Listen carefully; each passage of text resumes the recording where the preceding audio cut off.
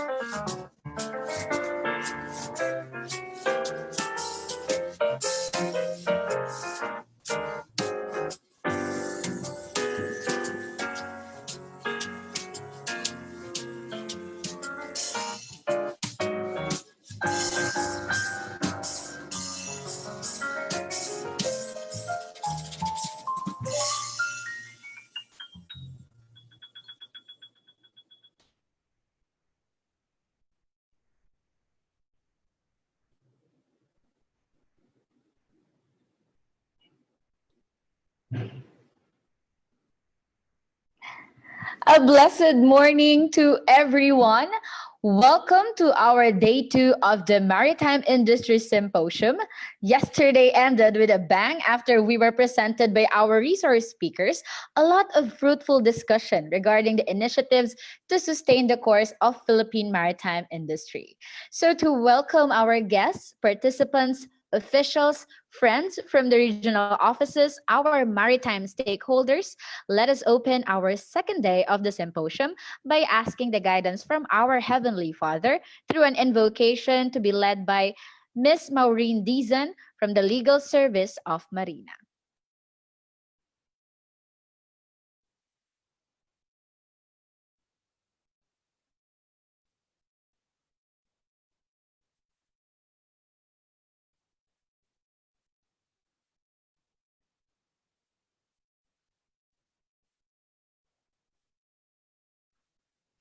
Let us bow our head and put ourselves in the holiness of God, the Father, the Son, and the Holy Spirit. Dear Almighty and ever-loving God, we glorify and thank you.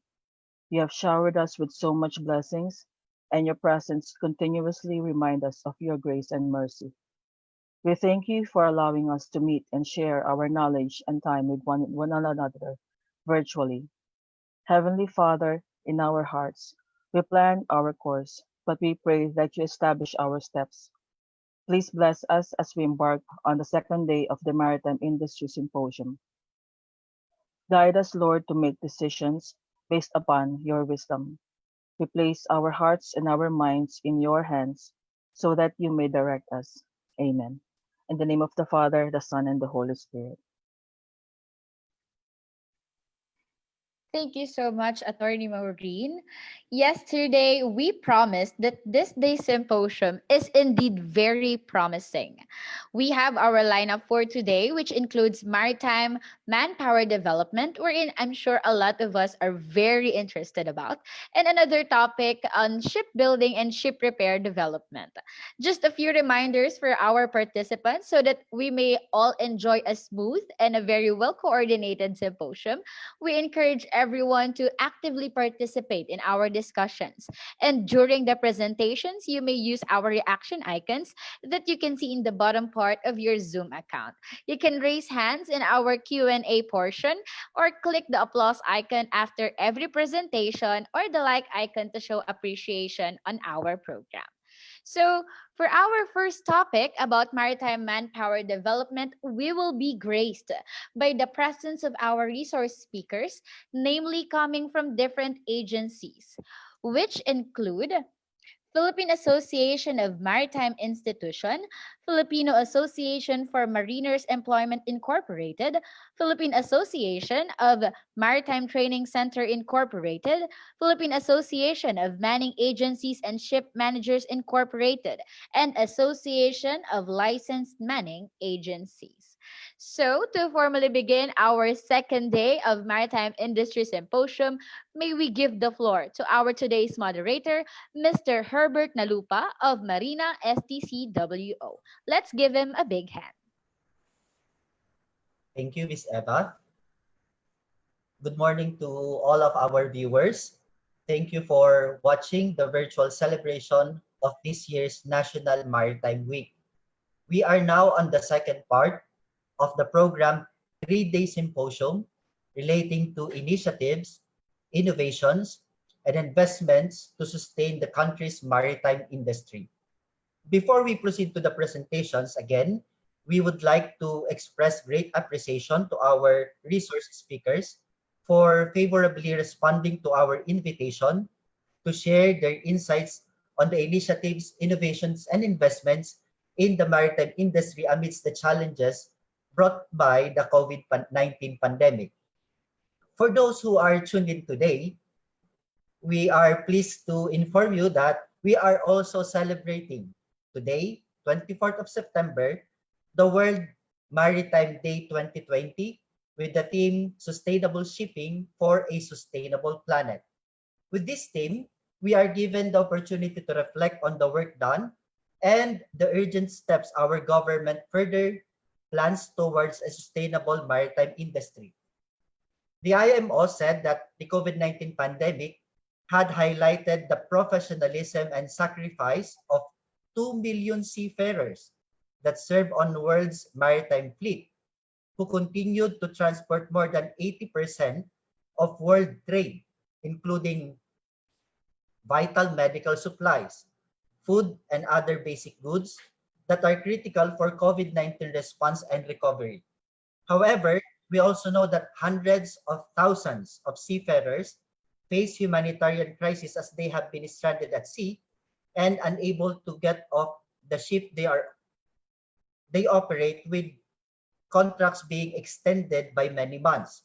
This needs to be addressed although urgently by governments by designating seafarers as key workers and ensuring safe crew changes will happen. As we all know, the Philippines is the major supplier of competent workforce for the global fleet. So, in support of this international cause, we have prepared a week-long series of events, and starting yesterday, we are doing an industry symposium to foster better communication and strengthen collaborative efforts between the government and private stakeholders to minimize, if we cannot eliminate, the unavoidable adverse effect of the pandemic. Our symposium's major theme is working together as one for sustainable maritime Philippines, with which we aim to realize sustainability in an indispensable industry like ours, the maritime, upon which global trade and socio-economic development highly depend. And in this particular segment, our presenters shall zoom in or focus especially on initiatives, innovations, and investments on maritime manpower sector. Without further ado, please allow me to introduce to you our first speaker and presenter. He is coming from the Philippine Association of Maritime Institutions, the president of the association, Engineer Felix Oka.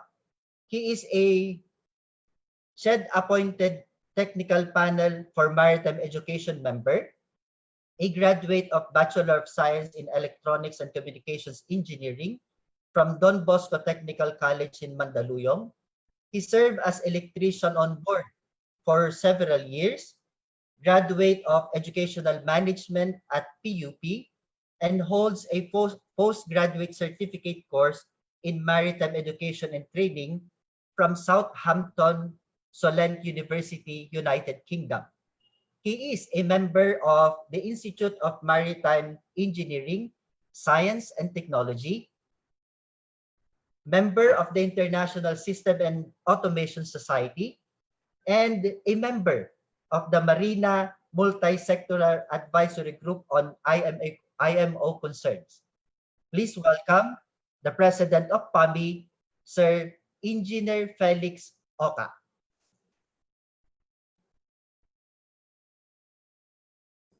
Thank you very much, Herbert, for that very generous introduction. First and foremost, ladies and gentlemen, good morning. Personally, I would like to thank Marina, headed by Vice Admiral Robert Empradad, and Mr. Ramon Hernandez,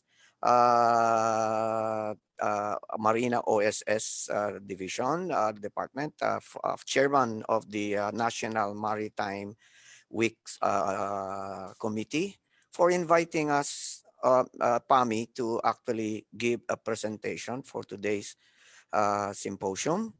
And PAMI will actually discuss today some initiatives, innovation, investment that we have actually undertaken for the maritime manpower development. And I would like to lastly congratulate Marina for actually doing the work in hosting this 2020 National Maritime Week celebration. Next slide, please. All right, before I go to the details, I would like to introduce the Philippine Association of Maritime Institution, for those who actually first time to know us. We are a umbrella organization of more than 70 maritime higher education institutions nationwide. We were founded in 1969, and it's a non-stock, non-profit organization, duly registered with the Securities and Exchange Commission since 1984. Our vision is to become an indispensable partner of the maritime industry in developing leaders. Our mission is to develop data-driven educational and professional programs initiative for maritime leaders and actively participate in settings national and international academic standards through strong linkages. Next slide, please. So, how has the COVID-19 pandemic affected the maritime higher education industry?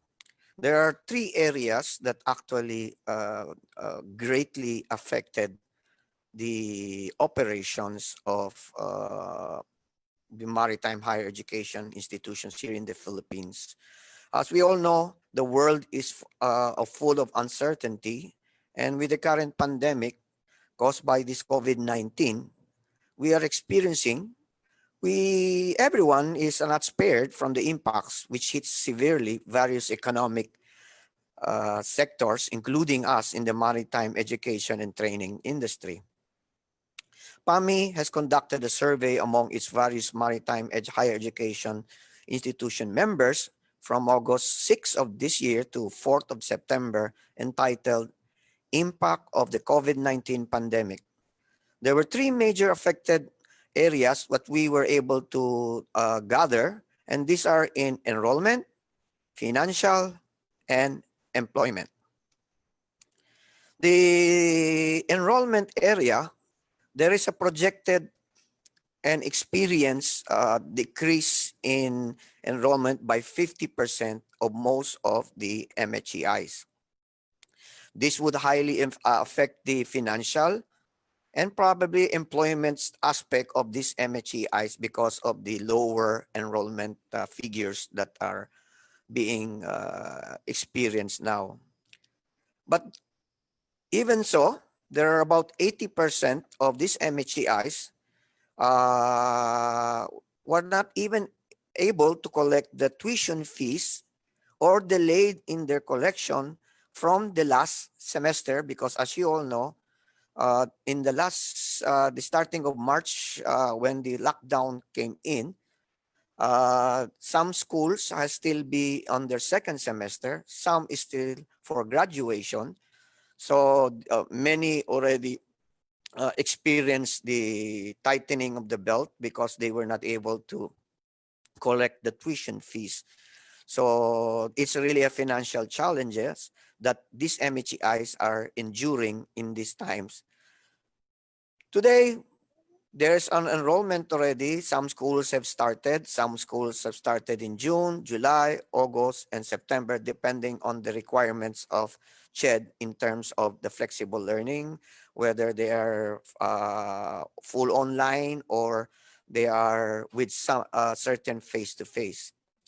At this point, we have heard, based on the data, that 43% of these MHIs, even if they are financially challenged, are determined to continue their operation, and this, despite of this situation.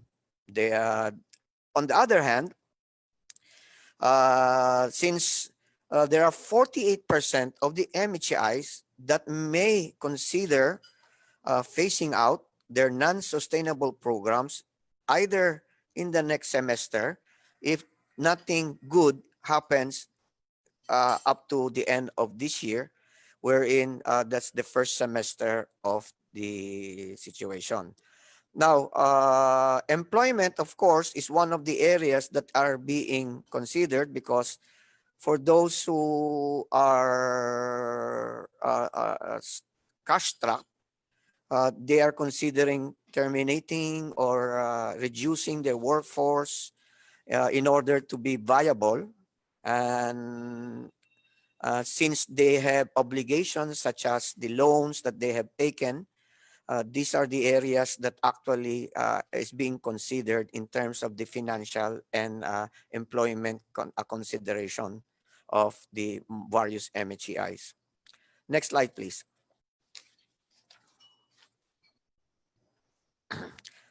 Now, let me discuss about the initiatives that the organization has undertaken in the past last semesters, and including up to now. Despite the foreseen decrease of enrollment of maritime programs, the PAMI has initiated to conduct various webinars to upgrade member institutions, faculty, on how to effectively deliver online courses in order to maintain the standards of the program, adopting new platforms, technologies, and approaches of teaching, to it, course module development webinars, wherein we were able to, at least in one way, have a common basis for MHEIs who are at a loss on how to actually develop the course modules. They have developed modules of laboratory activities, which we actually had a webinar on how to develop the activities in a laboratory simulator exercises, which is focusing more on how to develop not only the skills, but also the critical thinking, and to make the students actually learn more than what is required. We are now also having webinars in the use of various e-learning platforms with very specialists from the industry. And we have actually done some webinars in course correction, like sailing towards the new normal in maritime education, where we explain what is the need in this pandemic, the new normal, and the requirement of the flexible learning guidelines of CHED, what they have to make changes in their own approach and their system. We also did a webinar on conquering confusable in terms of communication skills, especially now that there is a need to actually improve the areas of communication. And also how to do virtual presentations of simulator products, wherein we were able to get the simulation manufacturers to present how to overcome this non-face-to-face use social distancing requirement or required for the face-to-face or the use of laboratory simulators that we have in our campuses. PAMI supports the call of the national government, the Bayanihan to Heal as One Act or Republic Act 11469, where PAMI launched the Tulong Kapamilya, PAMI Pantawid Kalinga, para sa kadeteng marino, COVID ka lang, PAMI lang kami. Pamilya lang kami, meaning to say, we had a lot of stranded students who were actually waiting to be deployed for their onboard training during the March to July period of this year. And we were able to get and gather some funds from schools assisting their cadets that they have sent to Manila so that they can join their ships based on the shipping companies they were attached to. So we also distributed with the help of some or alumni organizations and so on to actually distribute to stranded food packs so that they can keep on, getting nutrition for a week or so. One of PAMI's strategic goal is to forge linkages between and among local and international MHEIs and other stakeholders. PAMI continuously to engage with the various simulator manufacturers based here in the country to provide assistance to the MHEIs in terms of remote access software, which is now being done by some of the member schools, so that they can still use their simulators, even if the students and the faculty is not necessarily doing face-to-face in the simulator laboratories of the schools. As long as the students have a gadget that they can actually access, the software allows the students to be able to display and access, control remotely the simulators supposed to be that they are going to control in the simulator laboratory of the schools. And the instructors can get hold of the instructor stations, downloading the simulation requirement for each assigned students simulator, limited to, of course, the licenses given by the manufacturers. So in one way or another, that is one of the issues. We connect our members to the manufacturers, and we request that the manufacturers give assistance and lower prices for their products in terms of if the company, the schools would like to increase the number of facilities that they have. Another thing that we also ask is the use of some of the manufacturers' cloud-based simulation systems. And we encourage them to, and we organize a webinar for them to introduce their cloud-based system. And we ask if they could lower the price because of the financial status of many of the schools. It's very difficult to actually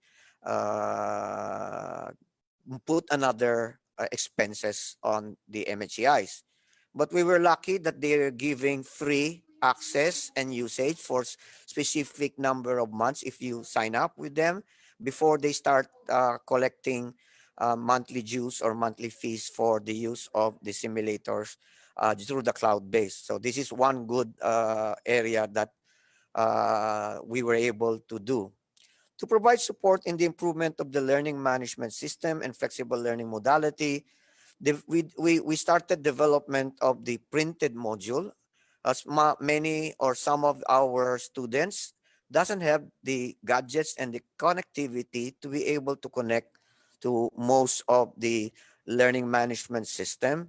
or the use of the modality given by commercial available programs or software such as Google Suite or Microsoft Team, the freeware, the Moodle, and other freeware LMS system. So we are trying to link with publishing companies such as Rex Bookstore and TERP in order to develop books, ebooks, and a-books to become contents on the LMS of Maritime Higher Education Institution. With these activities, PAMI is able to share knowledge, information, and outputs to the member MHEIs and government agencies as well. Next slide, please. In terms of innovations, even before the pandemic, MHI is constantly upgrading its resources to align with the national and international requirements to cater to maritime students and be able to produce globally competitive maritime leaders. Nonetheless, PAMI upholds its commitment to its member institution, to our stakeholders, to continue to support them through the following innovations and have a sense of normalcy for a sustainable maritime industry. As I mentioned a little while ago, the development of a paper-based module, which could be the basis of many member MHEIs in converting it and transforming it into the e-content of their LMS. We have started development with a partnership with the GOLD or Gregorio Oca Leadership Development Foundation of an online advanced IMO model course 609 for educators, so that we will actually level up the post 609, basic 609 finishers, so that they would actually be more given the skills and the tools to be able to adapt online delivery compared to the old 609, which is mostly really the traditional classroom face-to-face system. So we hope that we would be able to get the approval of both Marina and CHED in terms of accrediting or endorsing or accepting graduates of this once we actually submit it for their review.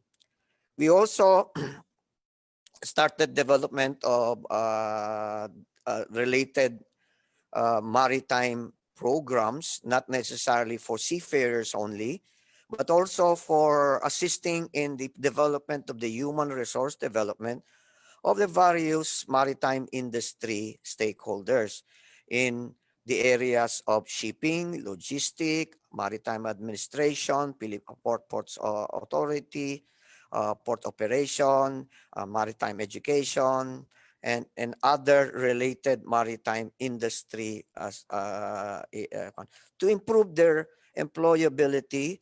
And so as mentioned before, during some of the symposium, there are only about 20% of many of the students are able to graduate because of the requirements of onboard training. We would like to take a look into the development of programs wherein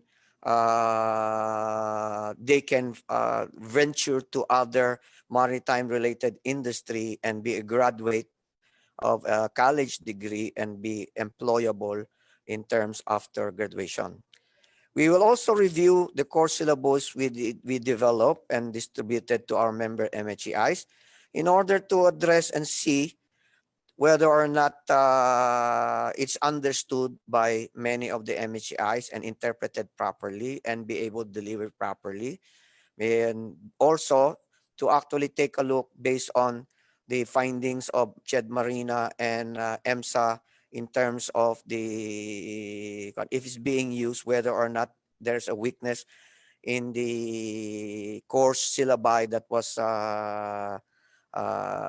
distributed to the members, so that we would actually address and be able to continue adjusting, so that we will be able to meet the requirements of CHED Marina and the EMSA requirements in terms of the maritime higher education requirements. With the above innovations, I think PAMI feels it will strengthen and sustain the manpower and employment aspects of the industry. It will also improve the mindset of the MHAI administrations and other stakeholders on the outcome-based education, which we would like to really focus on, as this is competency-based. What are the tasks that are going to be done, and is it really being done by the students after taking a course or graduating, and so on. Next slide, please. In terms of investment, the financial constraint of the MHI did not hinder them to adapt to the new normal, and they spontaneously comply with the IATF guidelines, CHED and Marina policies on flexible learning through acquiring and upgrading various resources and platforms such as LMS, simulation systems, etc., to deliver effective lecture and skills development to the maritime students. Continuously providing online training webinars to MHI administration, faculty, and personnel to help get their bearings in order to navigate the new normal. PAMI will continue to coordinate with various government agencies and private stakeholders to adhere to the assistance for education sector mentioned in the Biennial Act to recover as one.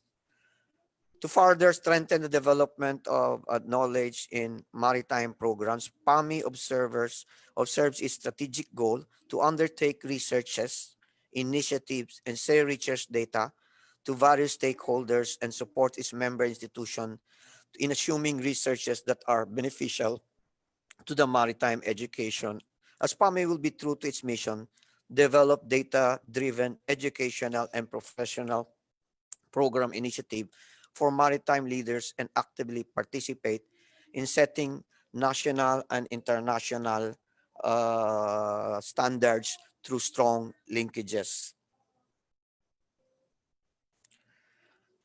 Lastly, PAMI recommends the following possible recovery plans, as we need assistance in being able to assist our various member institutions. Possibly the temporary suspension or easing of some provisions in the existing regulations that is finding very difficulty in these times because of the non-normalcy of the situation. Probably grants for research into the development of new maritime programs and initiatives, grants or scholarship for faculty development and student assistance in private maritime higher education institutions, to procure gadgets for the use in this implementation of blended learning. And of course, the assistance to MHEIs and its employees based on the Bayanihan Act 2. As I mentioned, many employees are being retrenched in terms of the financial situation of the maritime higher education institutions. Some faculty are being retrenched because of the fact that they cannot actually easily adapt to the new modality of delivery in terms of online classroom or in itself. And hopefully this would actually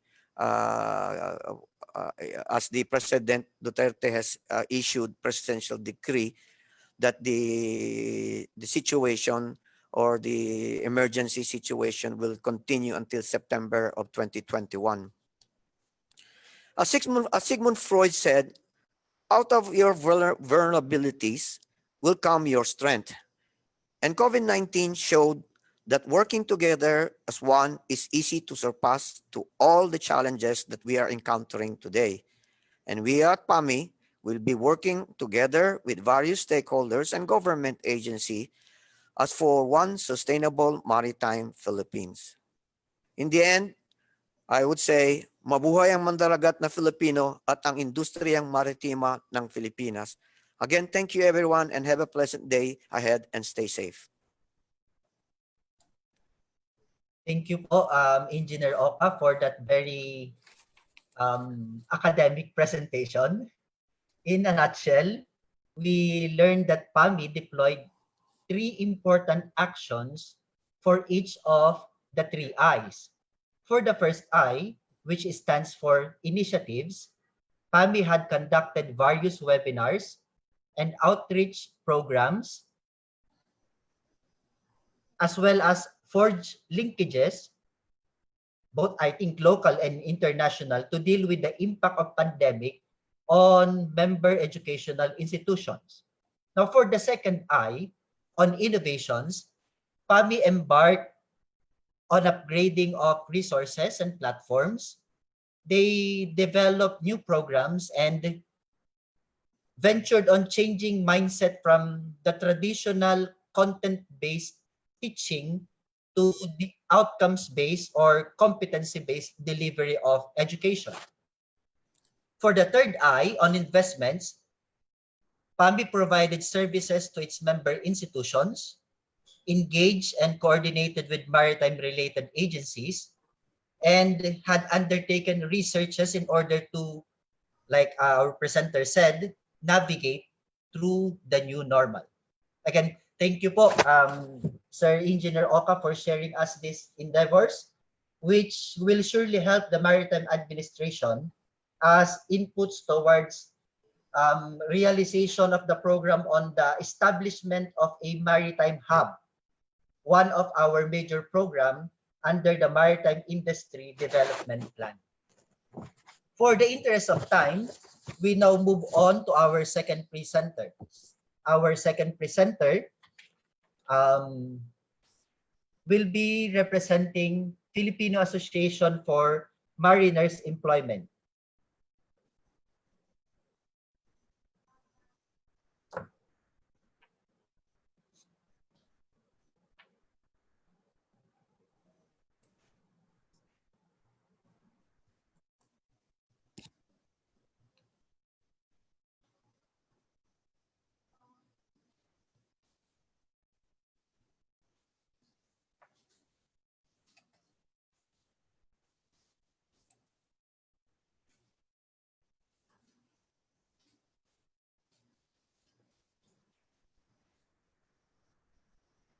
Our second resource speaker is the president of the Filipino Association for Mariners Employment, an important industry partner promoting the further development of our seafarers through its active participation in the formulation and revision of government regulations and policies under the auspices of the Department of Labor and Employment, POEA, OWA, and Marina, among others.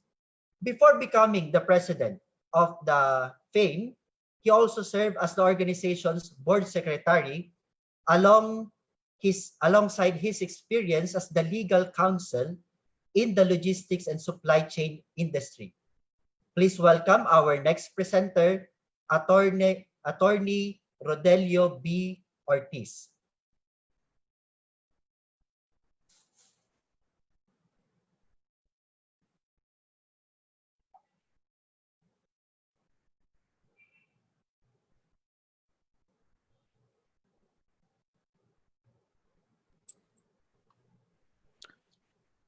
Thank you very much, Herbert, and good morning to everyone.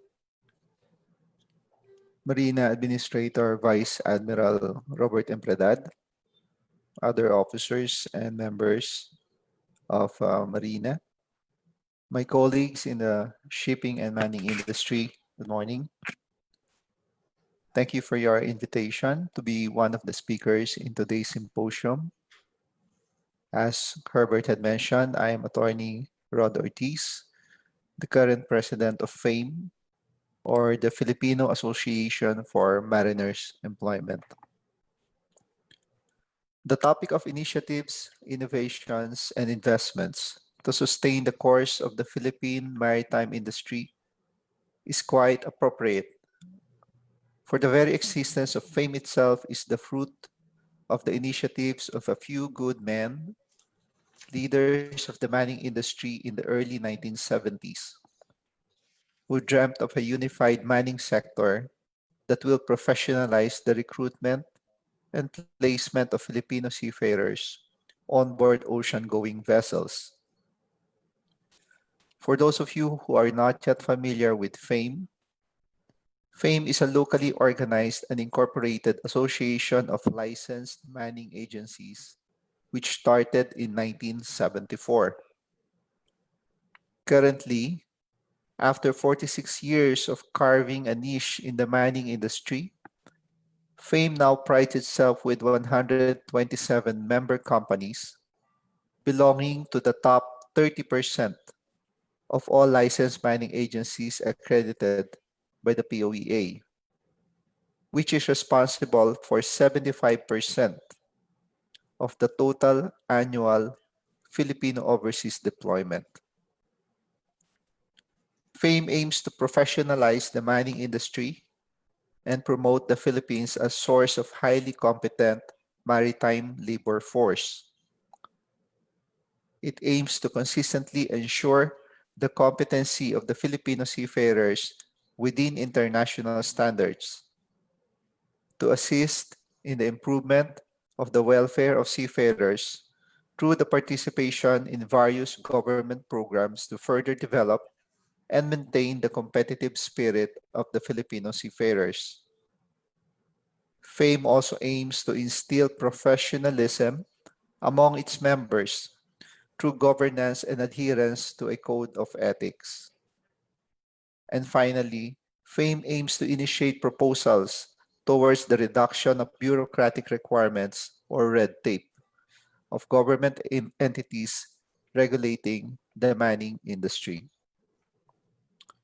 Among the noteworthy achievements of FAME in the past are its participation in the Hamburg-London marketing mission in October of 1984. At the time that the deployment of Filipino seafarers was declining, FAME joined the Ministry of Labor and Employment in its then marketing mission to Hamburg, Germany, and London to push for the hiring of Filipino seafarers. During this mission, Executive Order 991, entitled Governing the Approved Employment Contracts of Filipino Overseas Contract Workers Working Overseas, was introduced to foreign ship owners. FAME also participated in the STCW Revision Awareness Campaign in March of 1994. FAME consistently pushed the Philippines' active participation in the deliberation of STC revisions. This paved the way for the Philippines' seat in the International Maritime Organization, as well as its inclusion in the IMO whitelist. FAME also campaigned for the separation of the POEA rules for maritime employment in July 8 of 2003. FAME took the lead in revisiting the POEA rules and regulations by separating the provisions for the land-based and the sea-based sector. The new POEA rules and regulations finally took effect way back July 9, 2003. FAME also campaigned for the separation of the OWA funds in February 14 of 2003. It actively supported the campaign to separate the funds of sea-based from the land-based overseas worker personnel. The proposal was finally adopted and approved by the OWA. FAME had actively organized the first ever convention in the mining industry dubbed as Philippine Mining Convention 2007, which happened in November 12 and 13, 2007, with the team joining hands to meet the global demand for Filipino seafarers. It also initiated, hosted the Philippine Cruise Manning Forum in 2009, where cruise principals or operators came to the Philippines. It was an eye-opening activity for the cruise workers to be given proper employment terms. And finally, FAME took the central role in the creation of the Joint Manning Group, which is an umbrella organization that unifies the 5 major manning organizations in the Philippines. As the industry is now faced with the challenges of the COVID-19 pandemic, FAME was here to help find solutions.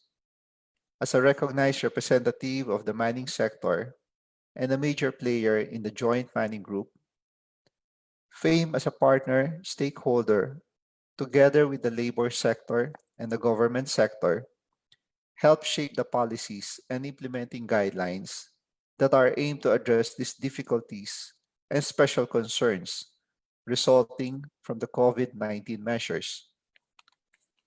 Among the steps taken by FAME are the following. We were consulted by different government agencies in the crafting and implementation of the DOTR Marina Protocol for crew change and repatriation of seafarers, as well as the IATF Joint Memorandum on the establishment of Green Lane for seafarers. We coordinated with different government agencies such as the DOTR, Marina, OWA, the Philippine Coast Guard, to transport repatriated crew who were stranded in Metro Manila back to their respective homes. We also arranged the use of sweeper flights to transport seafarers from the Visayas Mindanao provinces on its turnaround flights back to Manila in order for the seafarers to process their documents for redeployment. We took up the issue of quarantine cost and lobbied for the scrapping or non-implementation of POEA Memorandum Number 9 and the Department of Labor Order 211-A, which impose upon the LMAs and the ship owners the burden of paying for quarantine costs. In relation to that, we lobbied in Congress for financial allocation in the supplemental budget to the Bayanihan to Heal as One Act to assist the sea-based mining industry. As you may know, OWA now covers the quarantine costs of arriving seafarers. We reach out to Marina, PPA, and PCG on the implementation of Green Lane Protocol for seafarers, on the use of the different ports in the Philippines for crew change both for Filipino seafarers and foreign crew, the extension of the validity of the STCW certificates and the SIRB/SRB, as well as the online processing of applications for the issuance of the certificates. We met and discussed with other various agencies such as the DFA, the Department of Health, and PhilHealth on how to improve the system of implementing the testing, quarantine, and the Green Lane protocols for Filipino and foreign seafarers. Particularly for the Department of Foreign Affairs, we requested for assistance in the extension of expiring validity of Philippine passports being held by Filipino seafarers currently on board. And lastly, we have been regularly invited as resource persons and pushing for landmark legislations in the House of Representatives and the Senate for hearings on matters concerning welfare and interest of the mining industry as well as the seafaring sector, such as the crafting of the Magna Carta for Seafarers Act, which is still pending, as well as the creation of the new Department of Overseas Filipinos, which had already passed at the lower house. These initiatives and innovations to improve and professionalize the mining industry and the seafaring sector are classic examples to show that we can do so much if we are well organized and looking at the same roadmap. This COVID-19 pandemic is just a momentary storm that will soon pass away. You can trust FAME that we will never falter in doing our mission. Thank you very much and keep safe, everyone. Mabuhay.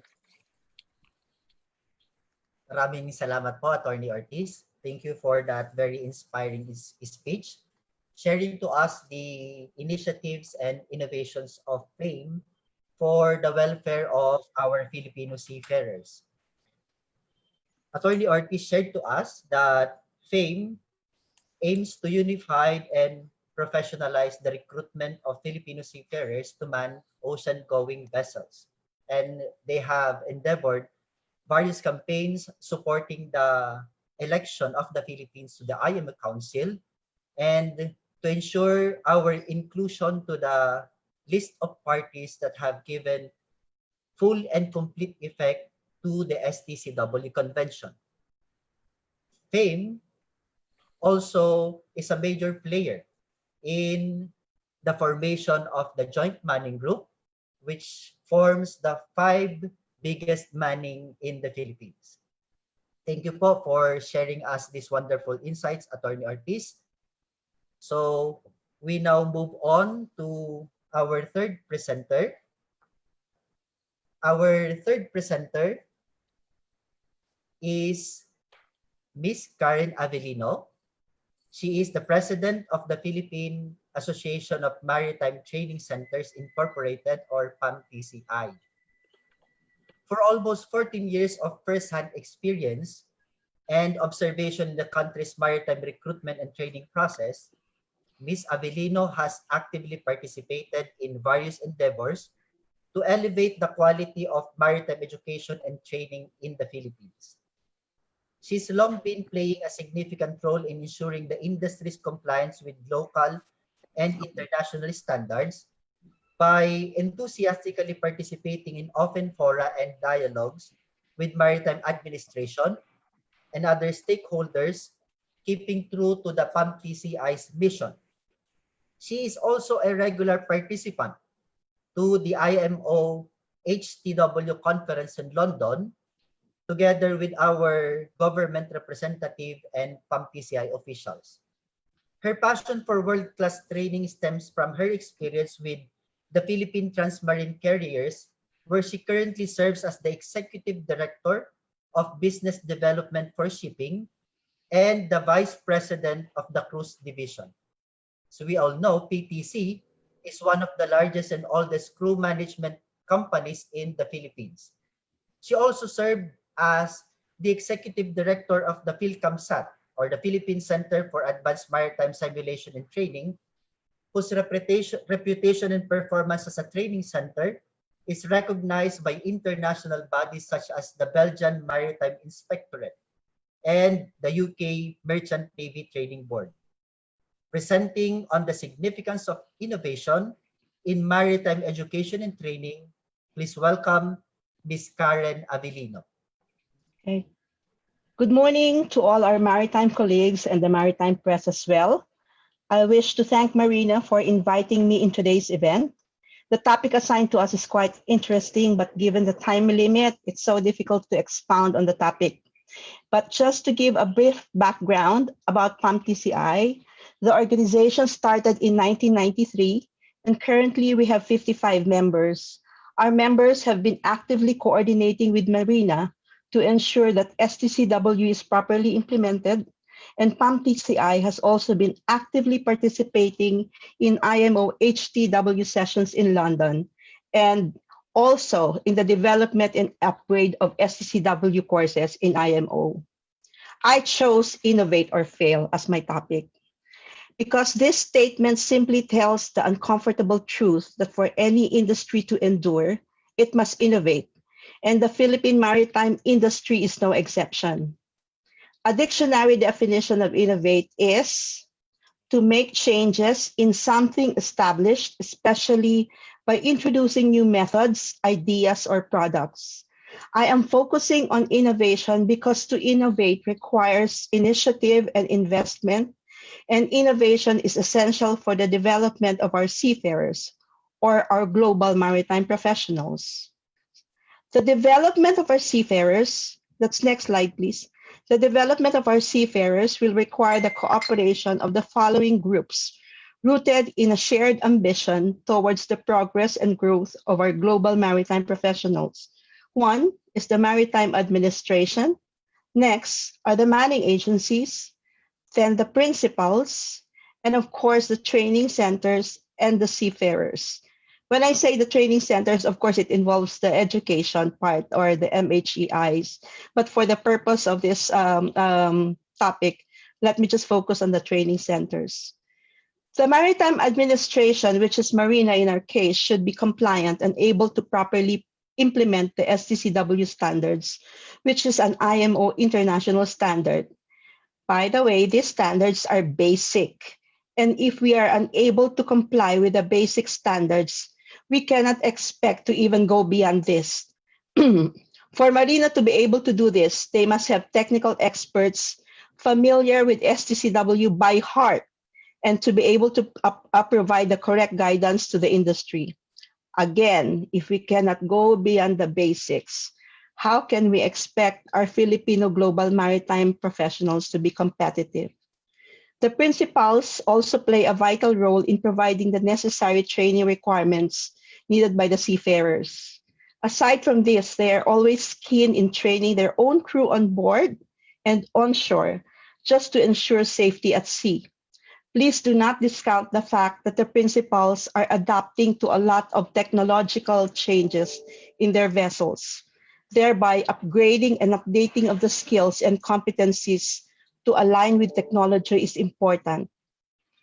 The manning agencies need to go beyond than just deploying warm bodies, but instead, they must be able to monitor the career path of the seafarers.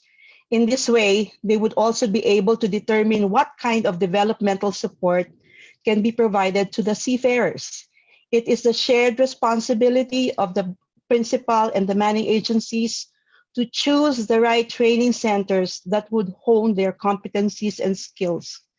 The training centers should focus on competency-based training. We urge training centers to conduct the trainings properly with no shortcuts. Focus on the quality and not only the income. Financial stability and quality training are not mutually exclusive. On the contrary, quality training that grooms quality global maritime professionals has been proven to be financially viable. We must not compromise the reason of our existence, and that is to develop global maritime professionals. On the seafarers, we really need the seafarers to want to move up. Dynamic quality training will help get our seafarers excited to learn more, to upgrade their competencies and skills. The training facilities must be focused on compliance to encourage the attitude that the training is simply a requirement to comply with and will take family time away from them. We need to help them to see the opportunities for personal, professional, and financial advancement that training affords them. In addition, we need to update our training offerings to make them more interesting and exciting. I have this picture in my mind, and in this picture, a seafarer earns stripes on his uniforms. So does his family earn stripes, not only on his income increases, but more importantly, the standards by which his family lives is also improving. We need to plant this same picture in the minds of every Filipino seafarer. Technology changes maritime education and training towards more flexible and on-demand path. In line with the rapid technology changes, maritime education and training must seek effective training methods to meet the needs of the shipping industry. Training courses should be accessible from anywhere and at any time. I am putting emphasis on this because I think we're just still stuck on classroom learning. This is no longer applicable in this time, especially during the global pandemic. And both Marina and Shed must recognize the fact that online training, or at least the blended learning, is going to be part of the new normal in education and training. We are already seeing this happening in our local scenario. The global pandemic led us to online instructions, a method that has long been encouraged by IMO, but it is only now that we are implementing it. We should be able to embrace the use of technology to be able to provide continuous training to our seafarers. Now, we are just talking about global pandemic, but in reality, there's more to that. We have been talking a long time about autonomous vessels. And if we see that this is just behind, no, this is going to happen very fast. And therefore, there is a need for us to really advance our mindset into technological advancement also in terms of training. So the simulation-based training with a mixture of VR or virtual reality, augmented reality, and the use of computer-generated models are key technology ingredients that meet the emerging competence needs of shipping sector. There is a need for us to invest in them. Although simulators are identified as important contributors, the human will still be the center of it all. The use of all these digital tools is primarily to enable seafarers to develop their competence. And these are the necessary skills that will be needed. First, the ability to interact through technology in teams on board, between ships, and between ship and shore.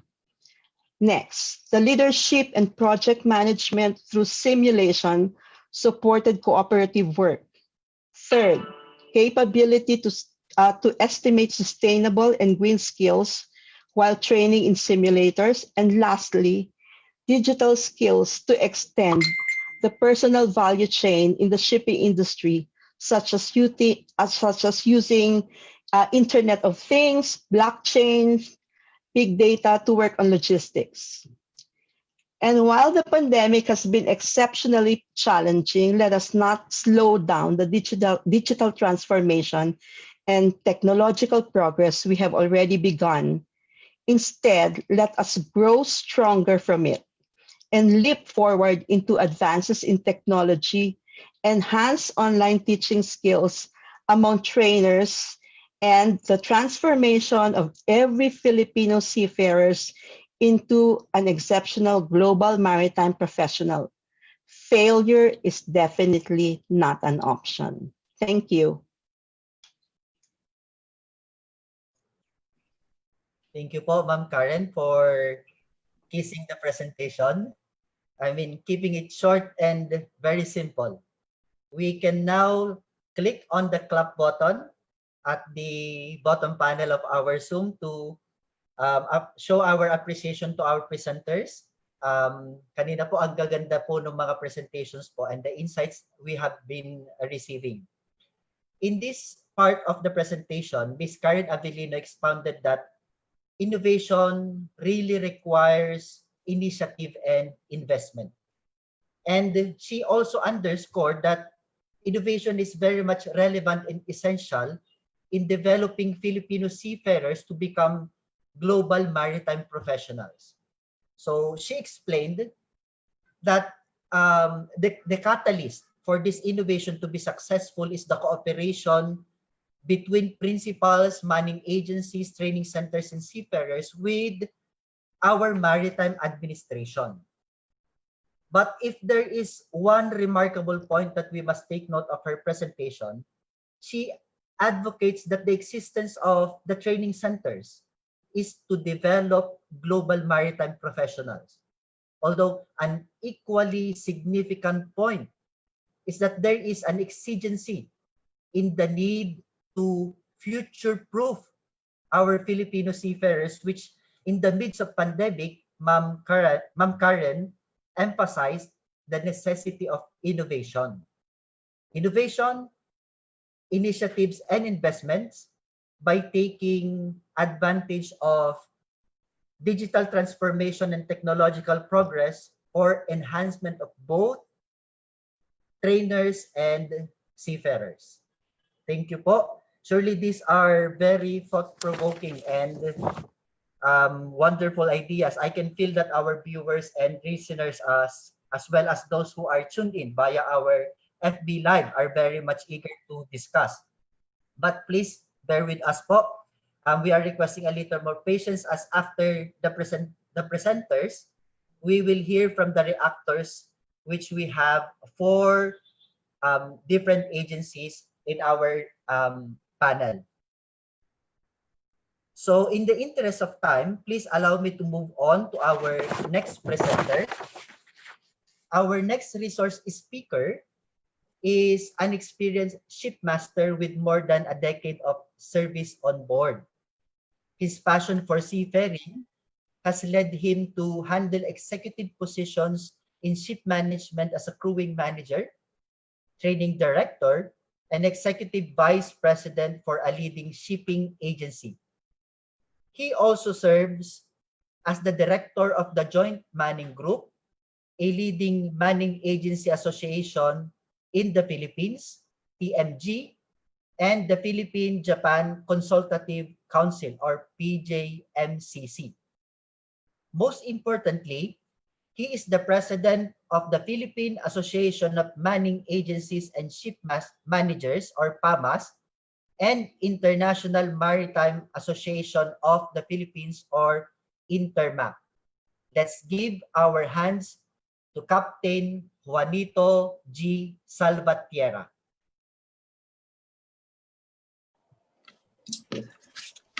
Thank you, Mr. Herbert, for that generous introduction. Good morning to one and all. On behalf of PAMAS Intermap, I would like to thank Marina and our Honorable Administrator Robert Impedrad for the invitation and opportunity to be a resource speaker for this Marina-sponsored symposium focusing on manpower development with the theme Working Together as One for Sustainable Maritime Philippines. Beforehand, please allow me to give a brief backgrounder of our association that I am representing. The Philippine Association of Manning Agencies and Ship Managers, or PAMAS, and the International Maritime Association of the Philippines, or INTERMAP.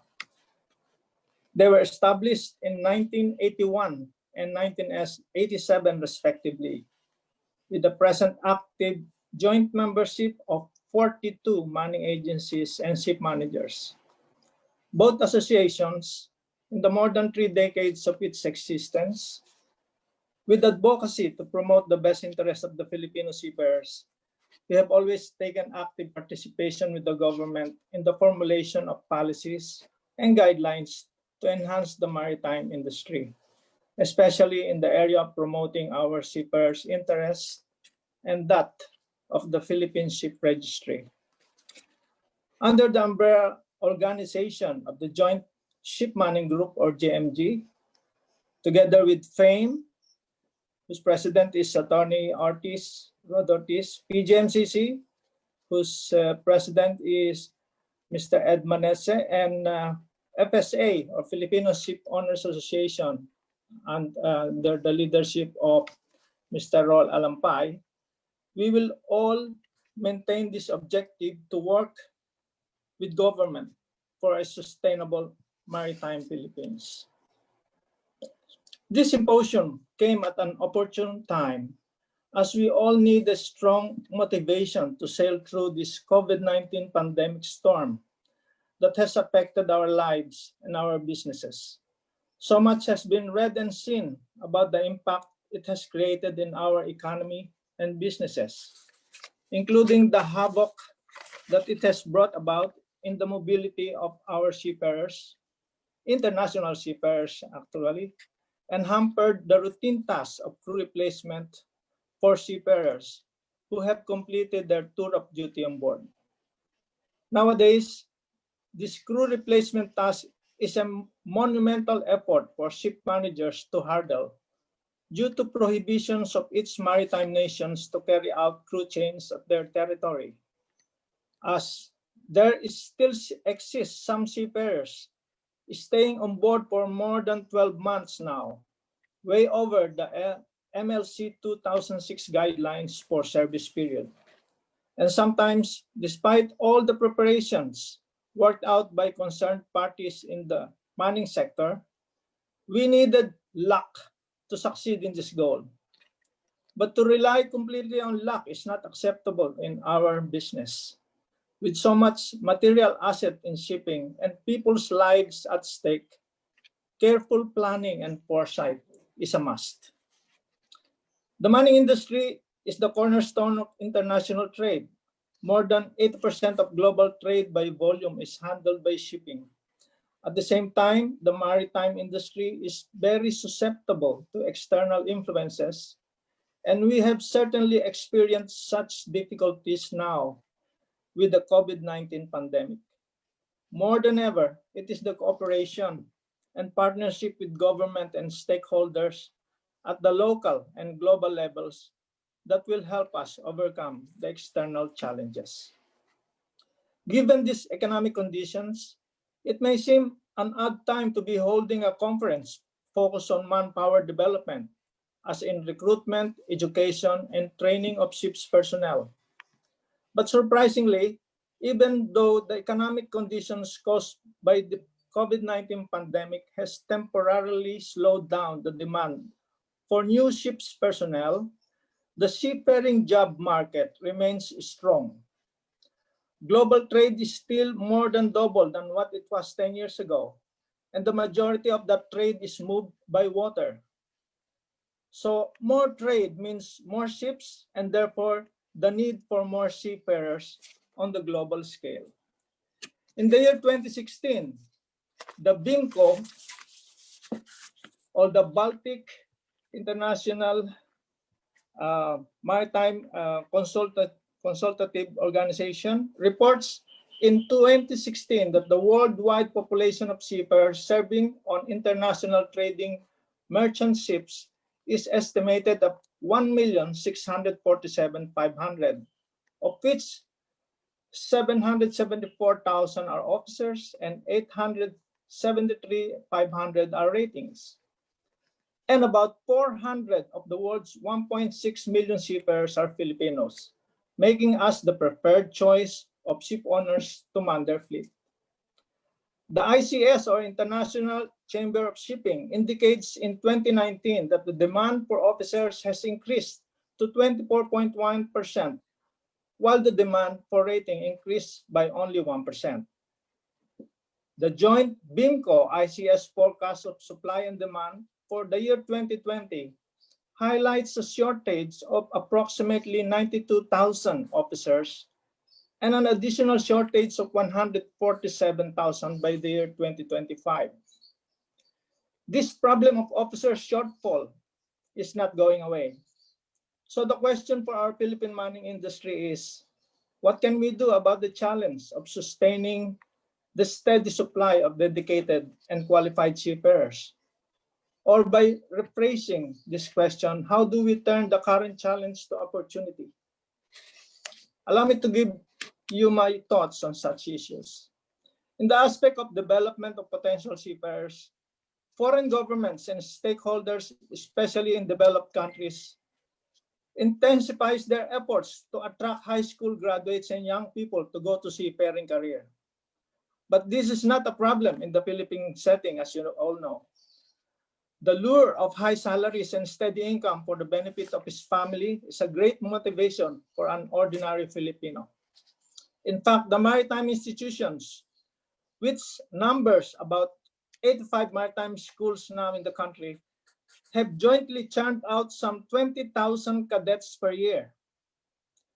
We now live in a world of new communication technologies, with social media as an effective method of communication to create greater knowledge among the young people in the high-paying job opportunities offered by a career at sea. In the aspect of education and training,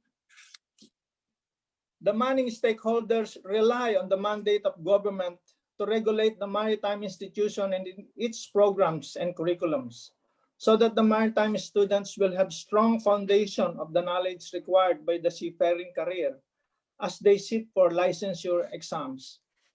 Likewise, the government's regulation and monitoring of maritime training institution is equally important, so that the proper training to acquire the necessary skills are provided to our seafarers as per STCW standards to meet the demands of an efficient and safe performance of ship work.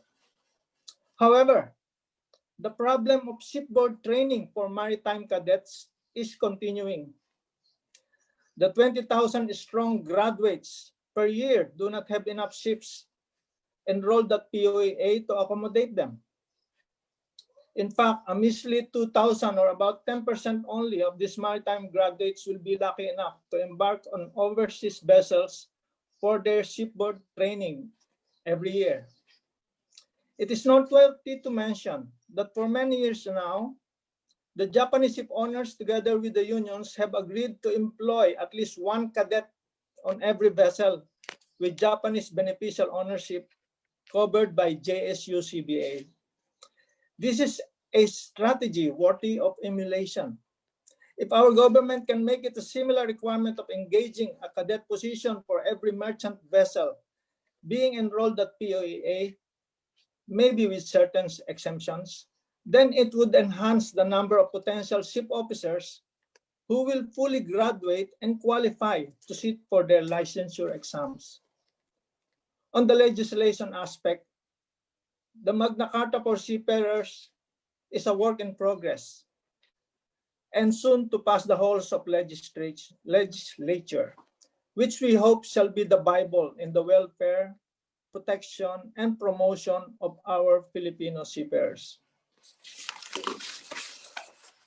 As for the industry initiatives during this pandemic, the PAMAS leadership through JMG has continuously taken, as I mentioned, active participation in dialogues with POEA, OWA, Department of Labor, Department of Transportation, and relevant government agencies to regulate the mining industry, including the office of Congressman Raymond Mendoza, who is representing TUCP and is now the chairman of the Committee on Overseas Workers Affairs.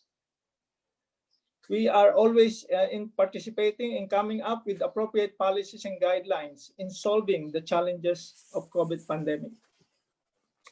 To ensure that the Filipino seafarers' welfare are protected, the mining industry have complied with government protocols on measures to prevent spread of COVID infection to our seafarers ashore by conducting online PIDOS and briefings, and have requested the POEA to allow us mining agencies to temporarily conduct business with seafarers on satellite offices outside of our registered office address.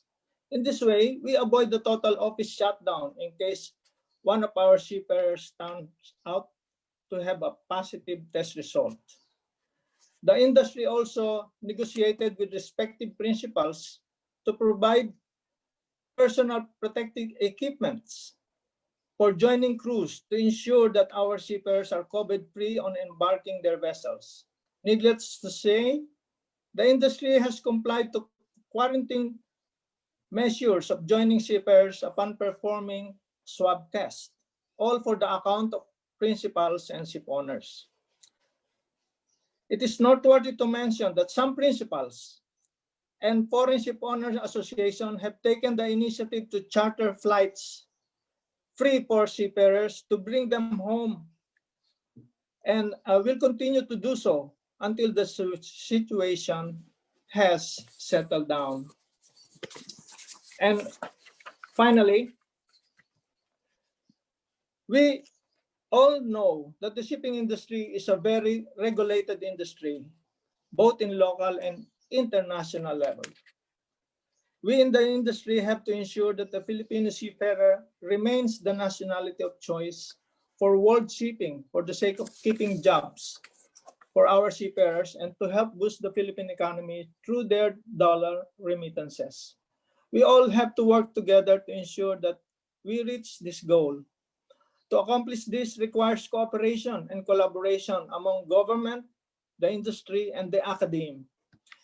It will require vision, initiative, and dedicated efforts to be successful. It will also require leadership.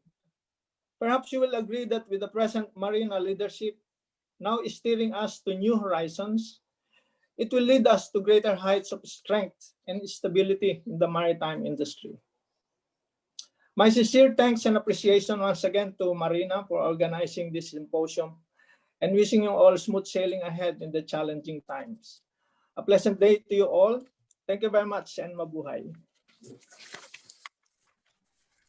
Thank you po, Captain Salvatiera, for that presentation. Our takeaways or key points for that presentation po, for the PAMAS Intermap initiatives, they have continuously engaged with relevant agencies such as the POEA, OWA, and the TUCP party list to regulate manning agencies. They have ventured on conducting online PIDOS for our seafarers and have conducted business on satellite branches in order to comply with safety protocols against the COVID-19 pandemic. For innovations, they propose to adopt the same requirement in Japan where cadets are ensured of employment, and they support the enactment into law of the Magna Carta for Filipino seafarers. We commend the advocacy of the PAMAS for their concerns on careful planning as a must to ensure proper and effective responses to address the challenge we are encountering in the maritime manpower sector. Captain Salvatiera reminded us that there is a projected shortage of supply of seafarers for the international maritime labor market. And a challenge or in a form of question was given to all of us today. How do we turn this challenge into a Philippine opportunity for our seafarers? So that is a very insightful sharing. Thank you for sharing that point to us, sir. The external challenges can be overcome, he said, in partnership with international and local stakeholders. Thank you po. So for the interest of time, we only have until 10:30 in the program, but of course we are adjusting a bit to accommodate all our agenda for today. So please allow me to move on to the next presenter. Our last, but definitely not the least of the presenters today, is Miss Cristina Garcia. She is the president of the ALMA Maritime Group Corporation and the president of the Blue Ocean Marine and Offshore Solutions.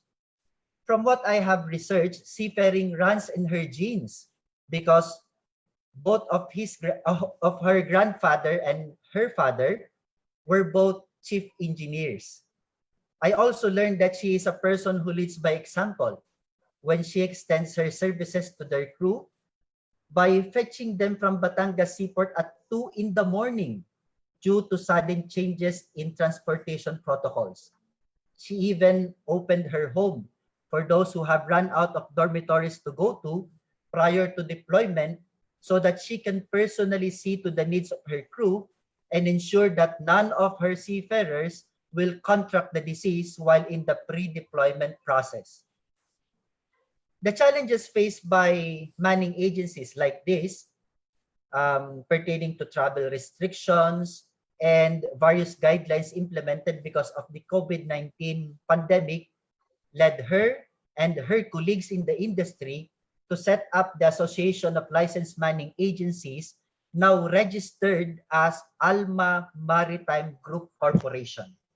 The new organization aided manning agencies, especially those who are small and medium-sized enterprises, to find working solutions to evolving implementation of COVID-19 protocols.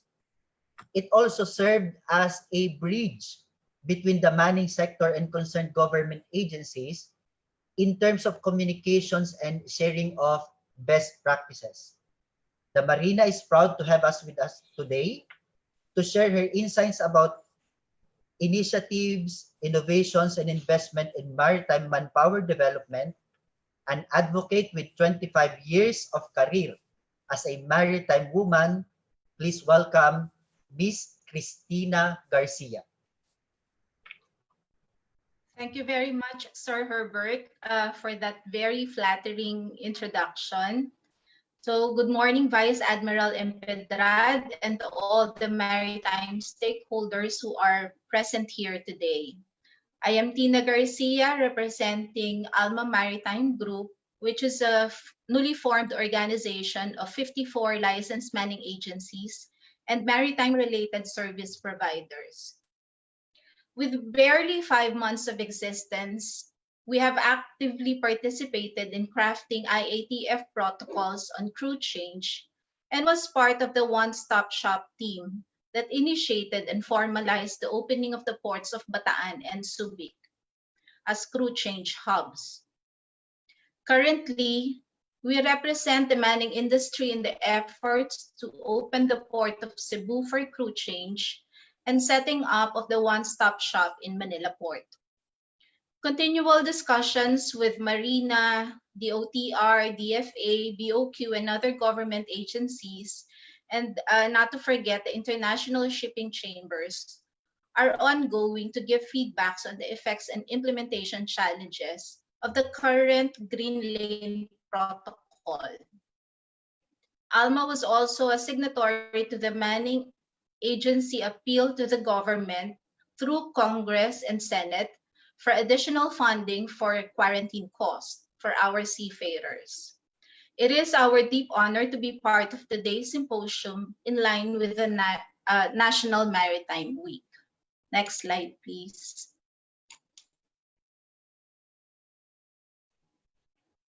Next slide, please.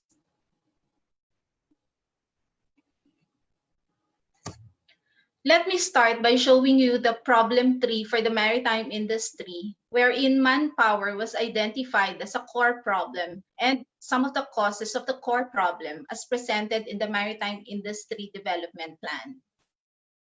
Looking at the figure, we will see that one of the causes of the poor quality of sea transport system is due to the shortage of qualified officers and crew. While for the low level of shipbuilding and repair productivity, the shortage of specialized shipbuilding and ship repair skilled workers is one of the factors. Unfortunately, for a seafaring country such as ours, the decrease in the quality of maritime officers is a core problem that we need to accept and address. Next slide, please.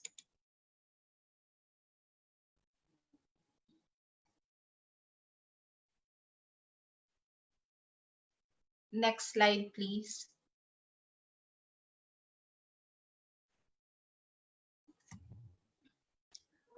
As we look at the Maritime Industry Development Plan, there are 8 priority programs that are targeted to be achieved in 10 years, wherein the maritime workforce is a common denominator. The question is, do we have enough number of competent workforce to help the Philippine government achieve these programs? If we look back at the problem tree on the previous slide, our answer will be no, but for me, it should not be absolute if we act now. Next slide, please. Education is a very important aspect to have competent workforce that matches our needs. If we take, for instance, our competence requirement for shipbuilding and repair, we already have a deficiency on basic education because looking at the curriculum of our maritime technical vocational track in senior high school, it only focuses on the 3 departments on board vessels being engine, deck, and catering. In college, and please correct me if I'm wrong, there are no specific courses for such as compared to the aviation industry, wherein an aircraft maintenance program is a 4-year course, and an aircraft technician course needs 2 years to complete. What we have in the maritime industry are short courses ranging from 2 to 4 weeks to gain skills and increase technical know-how. Next slide, please.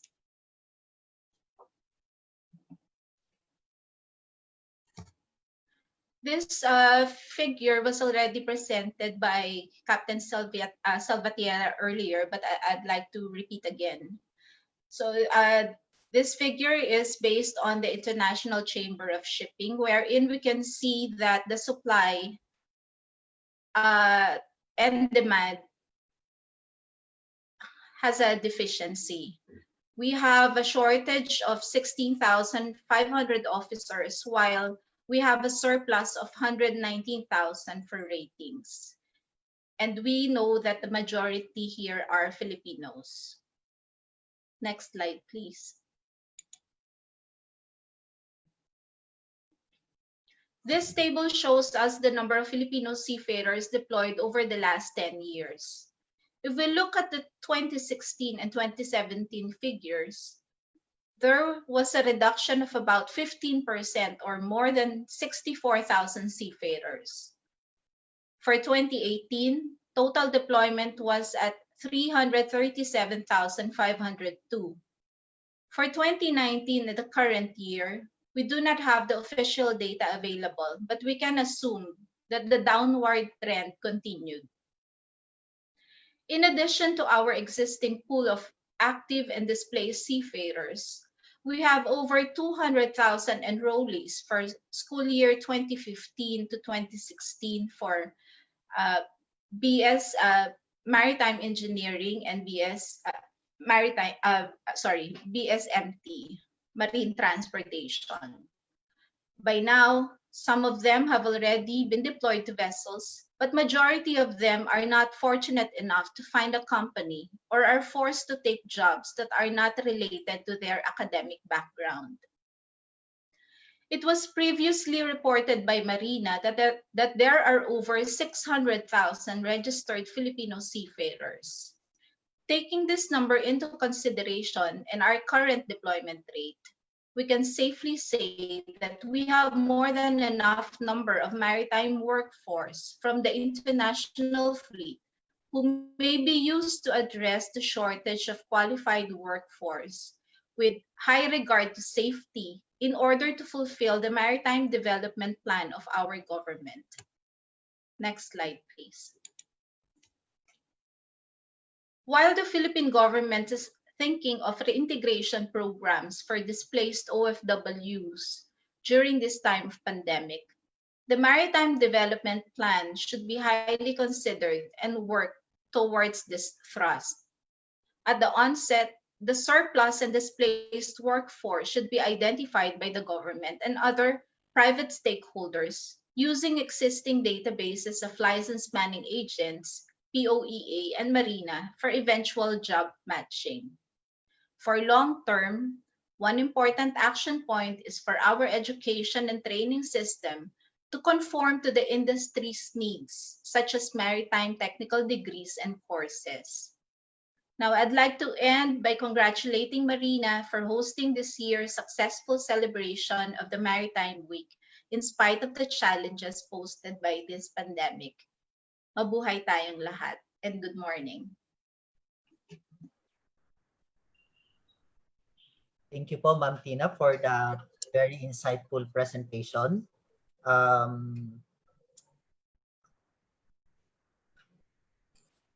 As presented to us by Ma'am Garcia, the ALMA initiative included pushing for the provision of additional funding by the Congress for quarantine costs incurred by our seafarers. For innovations, they proposed to revisit our existing educational system, which is an important aspect for the Philippines to meet its maritime needs.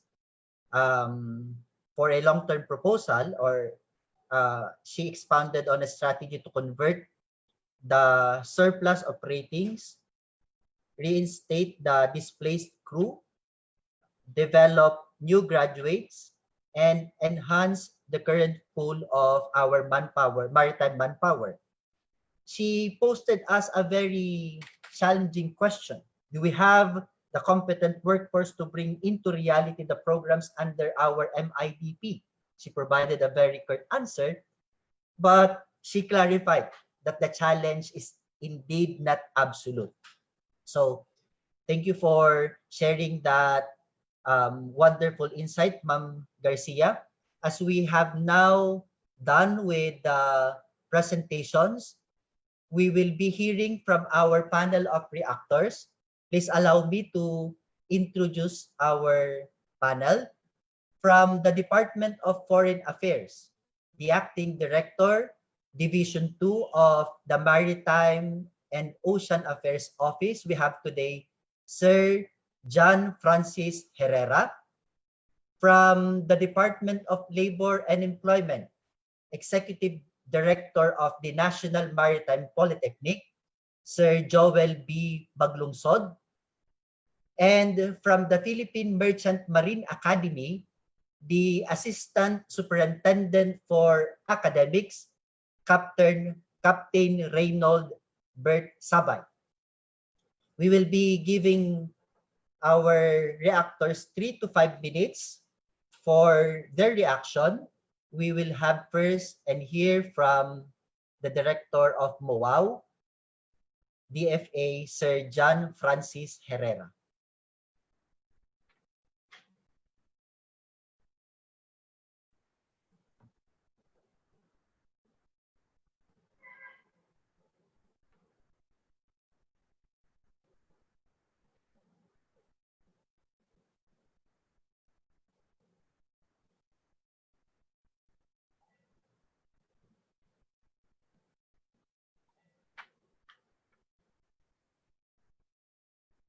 We are having a technical connection difficulty with some of our reactors.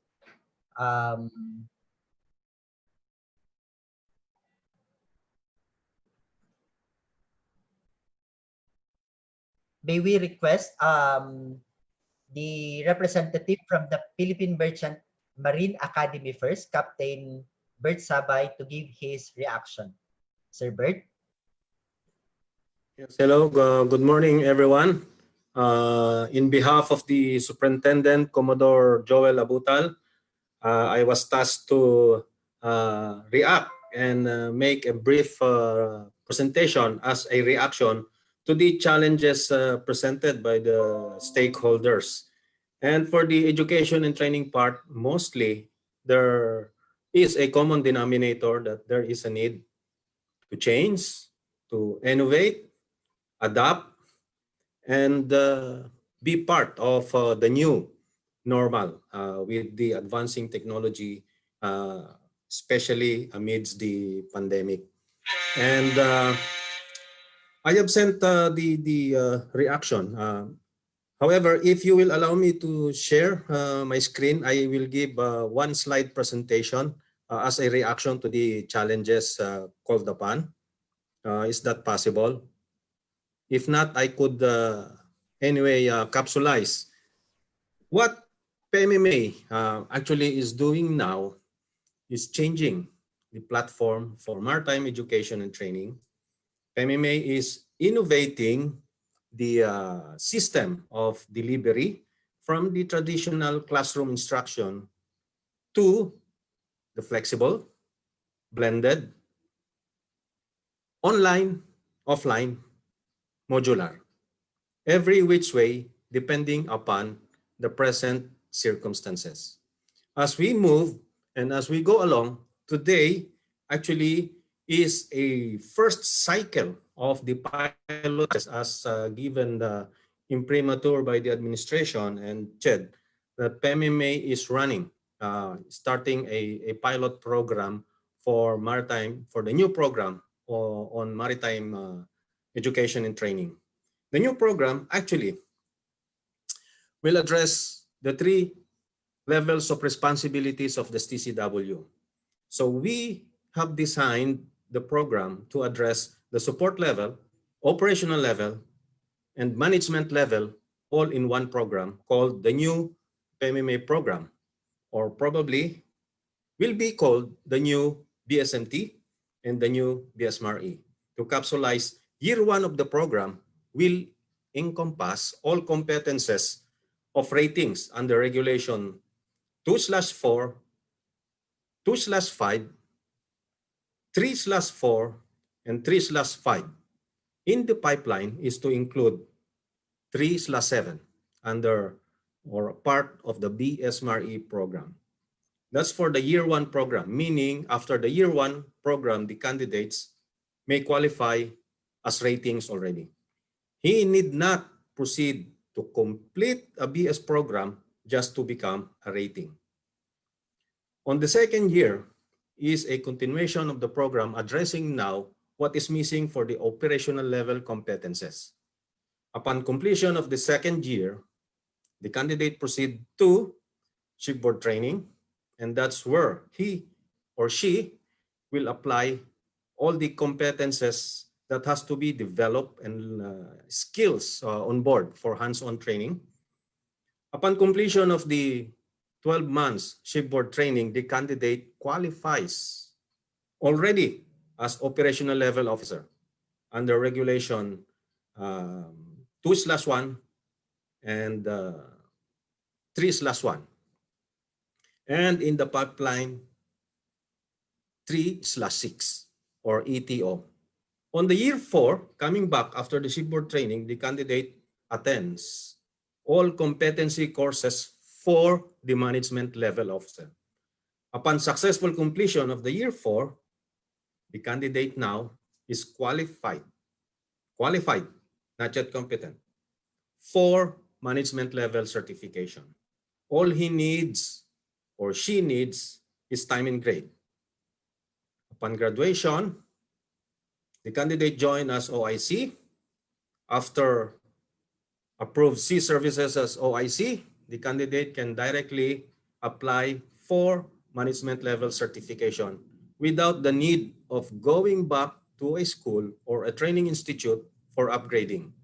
So in short, the program captures all competences of the support level, operational level, and management level all in one. And it is now being piloted by PMMA. And we are looking forward as the way forward, moving forward as the challenges called upon here by all presenters on the innovation, changes, and adaptation to technology. PMMA is proud that it has started its contribution to the new normal, the new maritime education and training. Looking forward, the administration and the CHED for proper scrutiny, review, with the aim in view to approve and become an approved new program. So that is what PMMA is now offering to the maritime education and training of the Philippines. Thank you very much for allowing us to capsulize our contribution to the maritime education and training. Thank you po, Captain Sabay, for the reaction to our presenters. In general po, he shared to us the insights representing the Philippine Merchant Marine Academy, their initiative, and also innovations on upgrading in terms of the maritime education and training of our prospective merchant marine officers, making them more competent and compliant to all regulations and policies relating to STCW certification. Thank you, sir.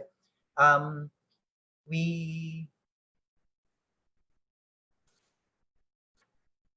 will now hear the reaction from the National Maritime Polytechnic. We received a pre-recorded reaction to be played by our secretariat. This is Sir Joel B. Maglungsod, Executive Director of the National Maritime Polytechnic, representing also the Department of Labor and Employment. A pleasant morning to all. I am honored to speak at this momentous Maritime Industry Symposium in celebration of the 2020 National Maritime Week with the theme Working Together as One for Sustainable Maritime Philippines. I commend the Maritime Industry Authority, MARINA, for organizing this meaningful event and in gathering the maritime community where we can exchange our views and thoughts on issues affecting the industry and explore areas for collaboration towards our strengthened cooperation and partnership. It is common knowledge to us that the challenges brought about by the COVID-19 pandemic confronting the Philippine maritime industry particularly require urgent, decisive, and unified action. The major economic effect of the Philippines as a labor supplying country is evident with the displacement of our workers. The thousands of seafarers who are regarded as key workers or essential workers and recognized as strong pillars of the Philippine economy have been repatriated. They have lost their jobs and are stranded at sea in the different parts of the globe. The Overseas Workers Welfare Administration reported a total of 30,335 sea-based workers repatriated. Even with the slowing of demands for trades, experts say that shipping could become more crucial during the health crisis with almost no cargo moving by other means of transport. The decreasing demand for trades could have a longer impact and may lead to stiffer competition among seafarers, thus could lead to the needed interventions for their enhanced employability and competitiveness. Therefore, along the Department of Labor and Employment agenda on the development of human resources and with the NMP mandate on the provision of maritime training programs, transitioning to the new normal in maritime training is our topmost priority to make NMP training programs accessible to seafarers and even during the health crisis. Aside from the implementation of the NMP post-ECQ operational plan that further limits the number of trainees to be accommodated, the online courses on prevention of alcohol and drug abuse in the maritime sector and STD, HIV, AIDS prevention in the maritime sector were launched last August 2020. Launching of the gender sensitivity training for seafarers online course will follow, which aims to improve the accessibility of the training to client seafarers, including those on board ships, and at the same time promote gender and development advocacy on fairness and equity in the workplace among male and female seafarers. The online consolidated MARPOL course and the blended training course for instructors or IMO model course 609 and assessment, examination, and certification of seafarers or IMO model course 3.12 are in the pipeline for their immediate offering. The development of the vessel crane operator course and the free-fall enclosed lifeboat course in blended learning are for completion within the year. Further, the review of the two non-mandatory courses titled Oily Water Separator and Updating Basic Training are ongoing for conversion to blended learning. The NMP will commence operation as a CPD program provider for registered electrical engineer seafarers, where they can attend trainings conducted by the NMP to earn CPD units in accordance with the implementing rules and regulations of Republic Act number 10912, otherwise known as the CPD Act of 2016. These trainings include the courses on control engineering, auxiliary machinery system, marine electrical system, and marine refrigeration and air conditioning. The Department of Labor and Employment has also allocated space for the transfer of the NMP Manila office from the ECC building in Makati City to the LGLC ground floor Dolly building in Intramuros, Manila within the year. The new location will bring the IMO model courses 609 and the IMO model course 3.12 closer to target clients in the Manila area, where a significant number of manning agencies and maritime higher education and training institutions are located. With the aim of improving NMP's visibility and enhancing training accessibility, NMP will establish satellite offices in Cebu and Davao. In this way, NMP can cover up and be visible in all major areas in the country, responding and reaching out to the needs of the seafarers by providing quality trainings to them. Meanwhile, the health crisis has significantly affected the implementation of the agency's maritime research program. The provision of gatherings has led to the cancellation of the stakeholders fora, wherein the 2019 researches were supposed to be presented and validated with interested parties. These researches for presentation include Philippine employment laws relative to seafarers, focus on the Philippine arbitration system and ambulance chasing, the capacity of the Philippine maritime industry to produce officer in charge per STCW requirements, focus on the onboard training of cadets. Autonomous ship technology, its implication to Philippine maritime industry, and employment acceptability of women in Philippine domestic shipping. Nonetheless, these are posted at the e-research portal, which can be accessed easily at the agency website. Same researches will be presented at the Dole Research Conference early next year. New research topics were adapted to ensure that the results are relevant to the current situation brought about by the COVID-19 pandemic. This research is titled An Examination on the Readiness of Filipino Seafarers on Online Training. An assessment of NMP's capability to conduct of online training are due for completion by the end of the year.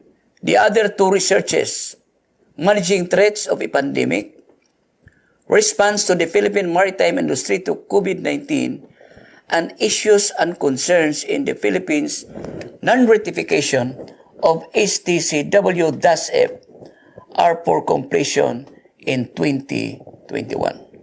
Other innovations in providing quality and efficient public service are the offering of the free online courses on PADAMS, SHAPIMS, and GSTS. The Train Now, Pay Later program was conceptualized to allow qualified maritime graduates and cadets, including those graduates of maritime, allied, or related courses, to undergo the required trainings subject to repayment after the first year of shipboard employment. This program will address the dilemma of many seafarers, including the graduates from the Philippine Merchant Marine Academy, who are unable to attend the required training courses due to the high cost of trainings and miscellaneous fees. The implementation of the NMP OWA Seafarers Upgrading Program and Skills for Employment Scholarship Program have likewise assisted the seafarers in availing of the financial assistance to cover the cost of training fees. These innovations are geared towards providing our seafarers with the necessary competencies for their enhanced employability that are aligned to the priorities in mitigating the impact of the COVID-19 pandemic and in transitioning to a new and better normal. In closing, I would like to take this opportunity to extend my heartfelt appreciation for the unyielding support of the maritime community, especially in the conduct of our industry researches, as we continuously strive to provide you with relevant and comprehensive information, and contribute in policy formulation and program development. The NMP remains open for collaborative undertakings that give priority to our seafarers and maritime allied professionals, such as that we altogether empower them with the technical competence as they face the challenges in these trying times. Mabuhay tayong lahat. Maraming salamat. Maraming salamat po sa recorded reaction ng National Maritime Polytechnic. As the moderator, it really breaks my heart that we have to apologize for the lack of time for the Q&A. We have a very wonderful lineup of presentations. Also following is the symposium on the shipbuilding and ship repair development, and we have eaten almost half of their time. So we apologize for the lack of time and the technical difficulties for getting in touch with some of our reactors. Again, in behalf of Marina, thank you to Attorney RODELLO B. ORTIZ, Engineer Felix Oca, Ma'am Karen Avelino, Captain Juanito Salvatierra, Ma'am CRISTINA GARCIA, in behalf of our administrator, Sir Vice Admiral Robert M. Pedrad, our Deputy Administrator for Operations, Engineer Nanette Dinopol, our OIC Administrator for Planning, the directors of Marina Steering Committee of the National Maritime Week. We are running out of time, so Miss Eva, thank you for giving us so much leniency. Take it away. Thank you so much, Mr. Herbert Nalupa, sir. And we do agree with you. And we would like to recognize as well more of our 240 participants in our symposium that are inside the Zoom link, and as well as our almost 100 viewers in our Facebook live streaming. Okay. So thank you, everyone. Before we move on to our next topic of shipbuilding and ship repair development, we are giving each and every one of us a 3 minutes necessary break, and then we will move forward to our program. Eva, Yes, sir, Mon.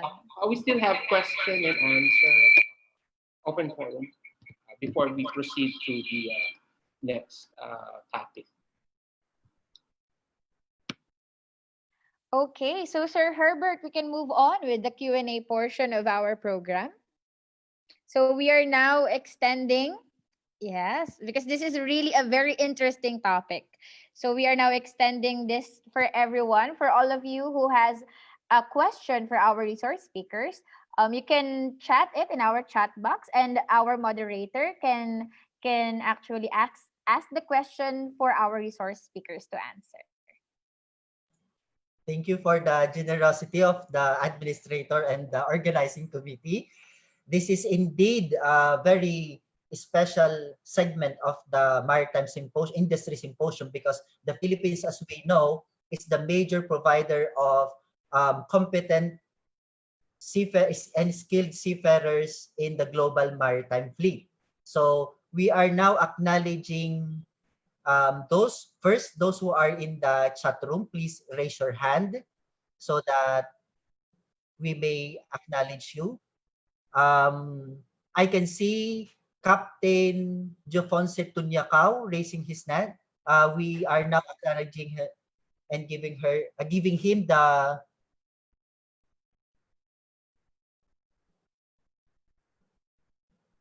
makisuyo po. Naka-mute po si Captain Tunyacao.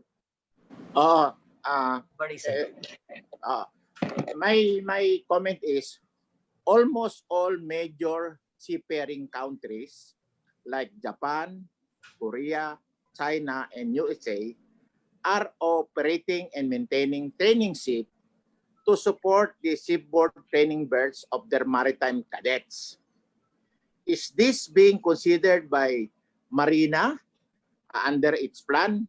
Because about 3 years ago, I was requested by Marina to prepare a position paper on the acquisition of training ship because at that time, President Duterte is going to Korea. And at that time, Korea is offering to donate training ship. May I know any inputs from Marina on the issue of training ship to be manned and operated by the government like the other major seafaring countries? Thank you. May I respond to that? Sir, thank you for that great question and suggestion. Well, that's the direction of the administrator or the Marina. You remember first we are coming up with a Maritime Training Institute. Actually, nandun na sa Bacolod, and eventually we will be able to train cadets also or seaman for in that school. And you're right, sir. You're right when you said na plinano nyo dati yan, hindi lang natuloy. But that's a very good suggestion, sir. And I agree with that suggestion in the future. If our Japanese friends can donate ships to Marina for us to administer it as a training ship, that is a welcome development for us. Thank you, sir. If I may add, if the administration would like, I could furnish you a copy of the research paper I made and submitted to Marina and even to the previous Marino representative sa Congress. Unfortunately, walang action. I could send it to you within the week. Yes, sir. Yes, sir. We have a good coordination now with the Marino party, sir. Collaboration. Thank you. Thank you, sir. Thank you. Maraming salamat po, Administrator Empedrad, and thank you din po, Captain Tunyakaw. We are now able to get in touch with one of our reactors. We will give time to the Technical Education Skills and Development Authority to deliver the reaction to the presentation. Please welcome the Chief Technical Education Skills Development Specialist, Ma'am Maria Isabel Gamurot.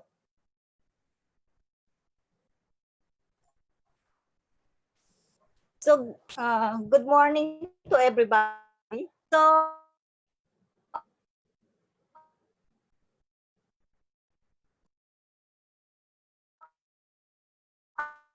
as for TESDAS, our message for the symposium is essence of the significance of Tibet and the vital role it plays in social development. It is conscious and purposive in actualizing its mandate to carry out the government's effort in providing education and skills development. In line with TESDA, Tibet with agility to prepare the Philippines workforce for global competitiveness and future world of work. For the maritime sector, what we are handling right now is for the ships. So as regards po dun kanina, meron pong concern si PAMAS about the revisiting the educational system. I think we can see the implementation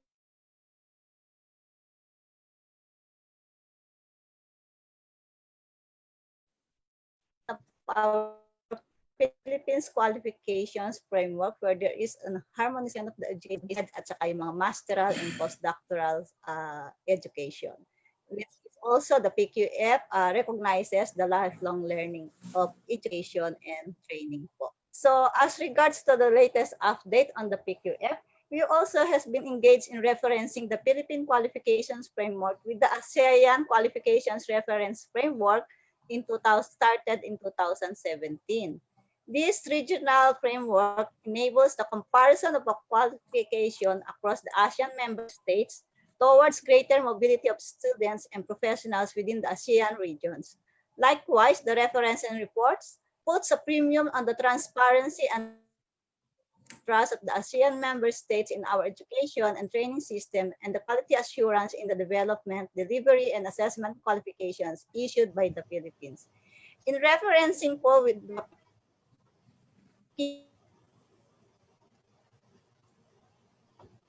AQRF, the Philippines guidelines that include the criteria, which is criterion 3, which is very technical po, which illustrates the procedures for inclusion of the qualifications in the Philippine Qualifications Register, or the PQR. The PQR national database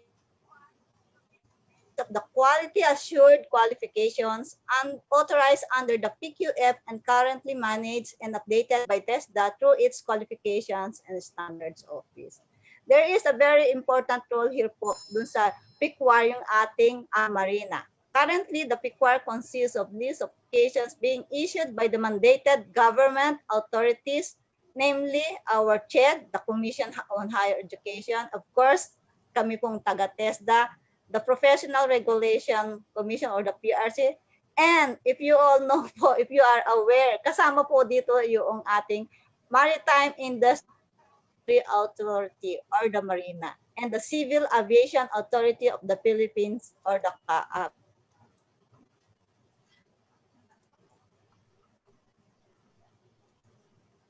Maraming salamat po sa reaction po ng TESDA and for sharing us the update on the Philippine Qualifications Framework in reference to the ASEAN Reference Qualification Framework for our maritime education. Effort towards an updated database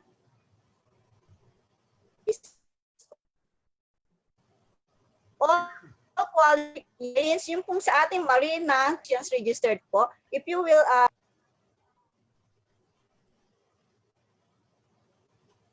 Okay, Sir Herbert, we have a lot of questions in our chat box. So if you allow me, I will read some of it.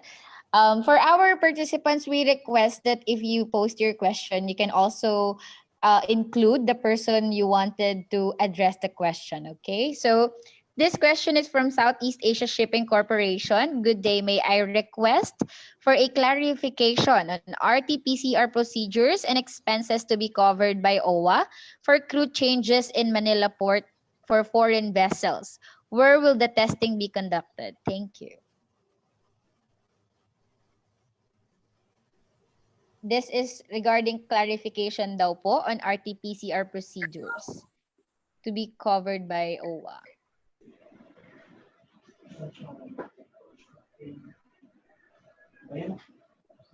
Can anyone answer po? Eva, our topic is on the training. Yes, sir. So I'm not sure if crew change will be our topic tomorrow. So maybe we can. Yes, sir. I will just try to. Thank you for the notice, sir admin. We would refer to OWA that question po so that we can get a proper response to that. For another question po from Marino World, Ma'am Lynn Bacadi addressing a question to the PAMI President, Sir Engineer Oka. Do you think current protocols or current digital protocols due to the pandemic will achieve working skills rather than the old knowledge-based practice? Sir Engineer Oka. Thank you very much for that question, Lynn. With all due respect, everybody was caught unprepared when the COVID-19 pandemic came into about. And many of the MHEIs are used to the traditional face-to-face approach. But some few MHEIs, because of other programs, were able to start up with their digital delivery and so on. So some of them has experience, and the experience in the other program could rub onto the maritime programs per se.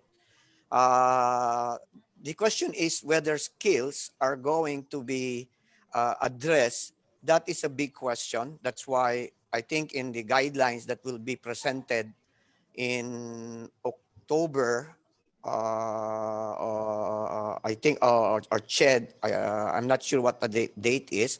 There is still a requirement for the skills if there are needs to face-to-face method, because there are some courses that doesn't have any typical online approach, such as machine shop, welding, lathe machine.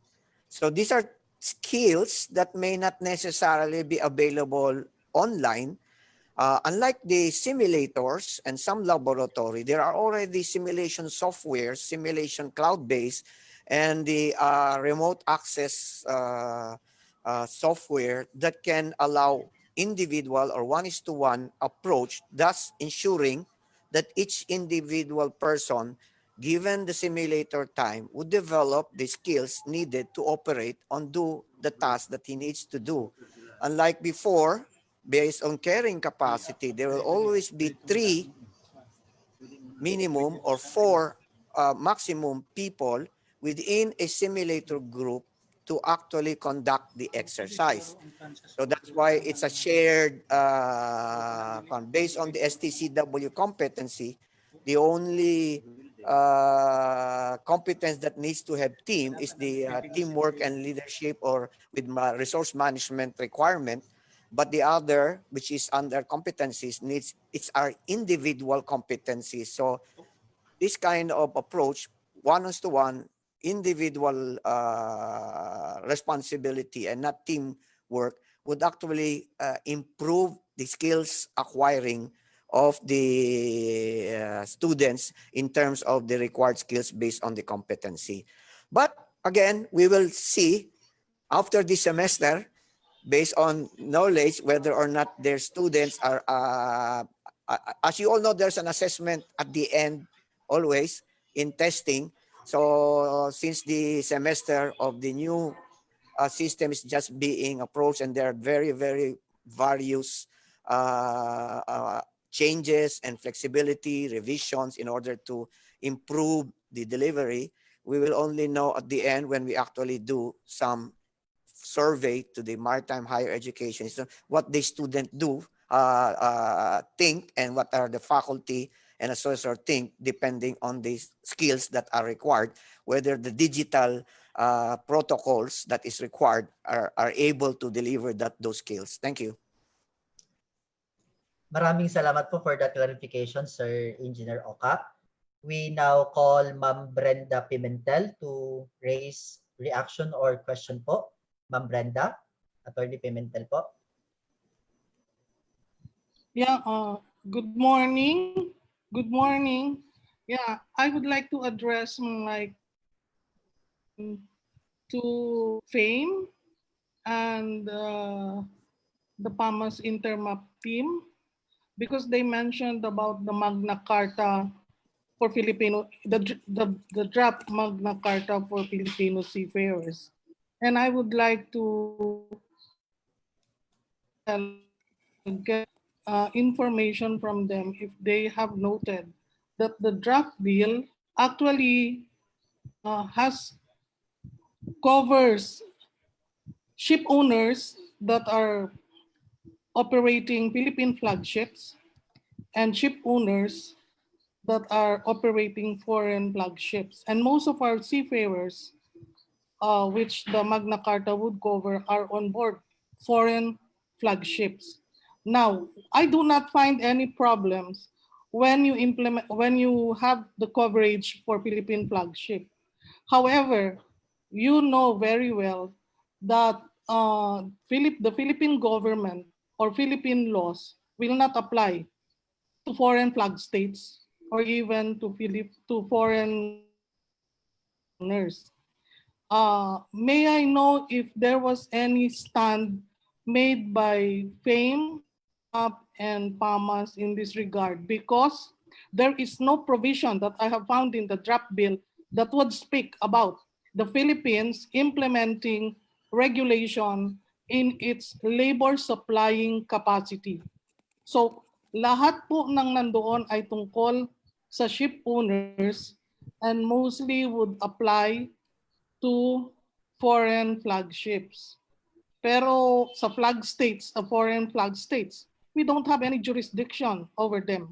So may I know if FAME or PAMAS Intermap had made any representation with the authors to make the provisions clearly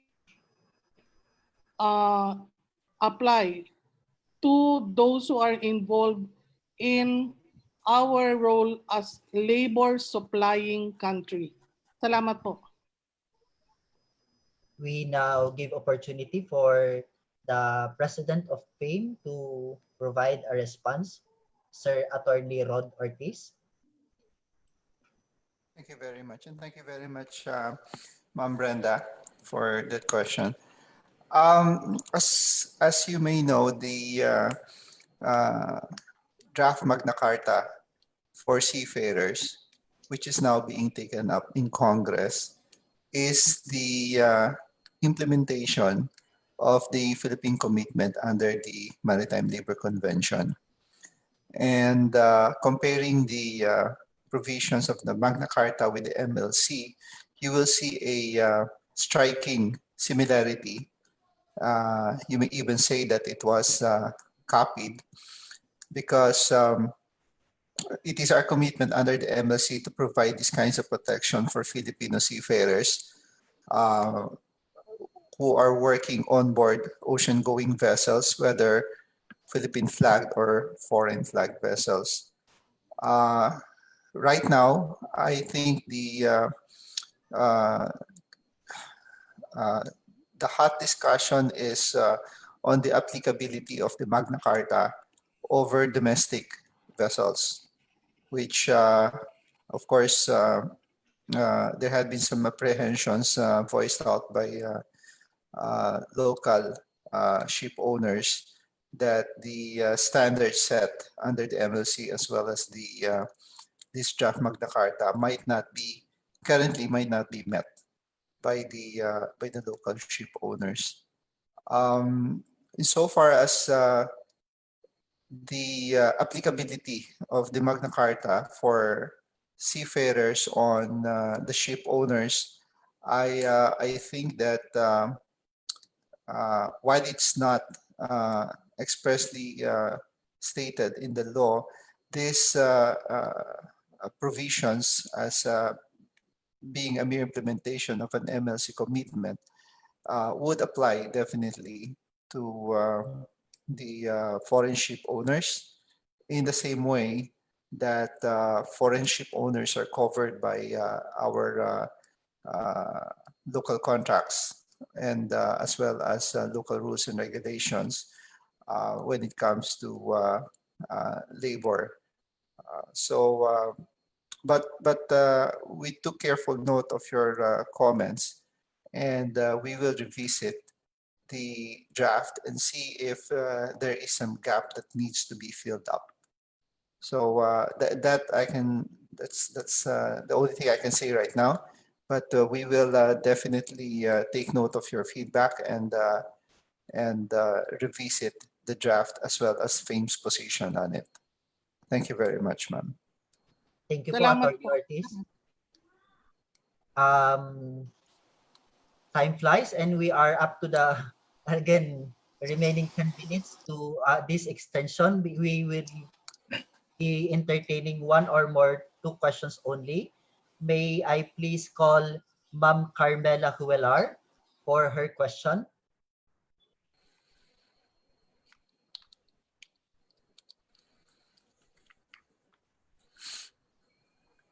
Ma'am Carms?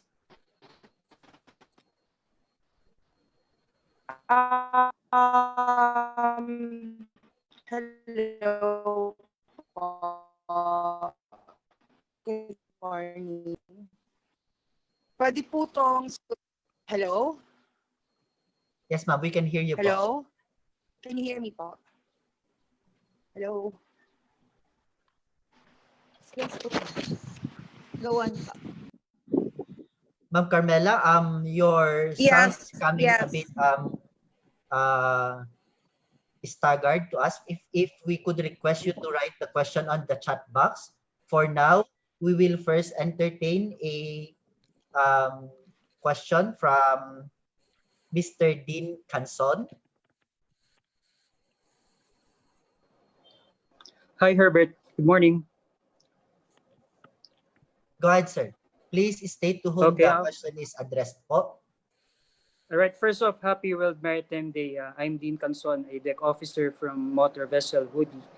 And I would like to address this question to Ms. Karen Avelino. Aside from marina surveillances, how can we ensure that the training centers are really rooting for quality training and not for income or profit alone? Thank you. Okay, thank you for the question, Dean. With regards to policing our own membership, that's what we're doing at the moment, okay? We are encouraging all our training centers, our own members, to make sure that we comply with all the FECW standards in conducting our training, okay? There should be no shortcuts.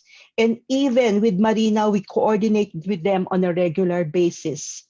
So we're very much at peace that our members are following all the regulations and that we're compliant with all the necessary regulations put up in the international and local scenario. Thank you for that response, Ma'am Karen. One last question, and we will be reading this from the chat box po.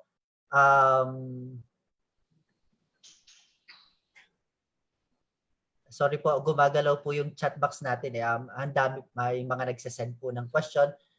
Okay, this one from Bayani Cataluna, UCLM. Good morning, sir. If ever the new normal will continue, will you require an enhanced training for the academy or university maritime instructor on the online teaching and have it certificated? May we address po to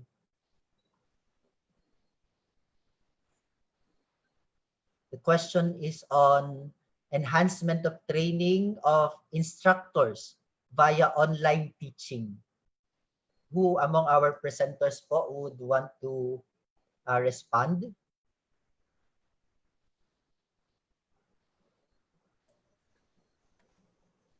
Sir Felix Oka, can we receive a response from PAMI po? Thank you very much, Herbert, Sir Bayani.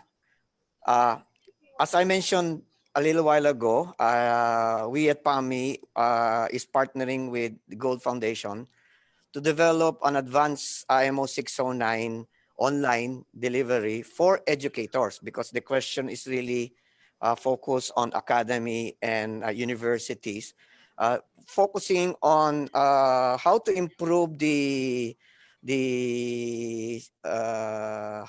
digital skills, the critical thinking of students in the for the future seafarers. So we put it for academics or educators because basically it's really designed for the delivery of maritime programs in the 4-year period, unlike the short courses that is delivered in MTIs, to ensure really based on what has been reported that the required skills are gathered, not only the technical one, but also the soft skills requirement. So this online approach gives us how to introduce that many of the faculty or instructors are not used to that approach. As NMP also mentioned, they're developing online delivery. So we would like to actually enhance the development of a course online and to gather all the technologies, the gadgets, and the software available to them that they can use in developing their delivery, and actually experiencing a delivery in a group and then reflecting on their delivery to find out whether they feel good, they feel bad, and what they want to improve.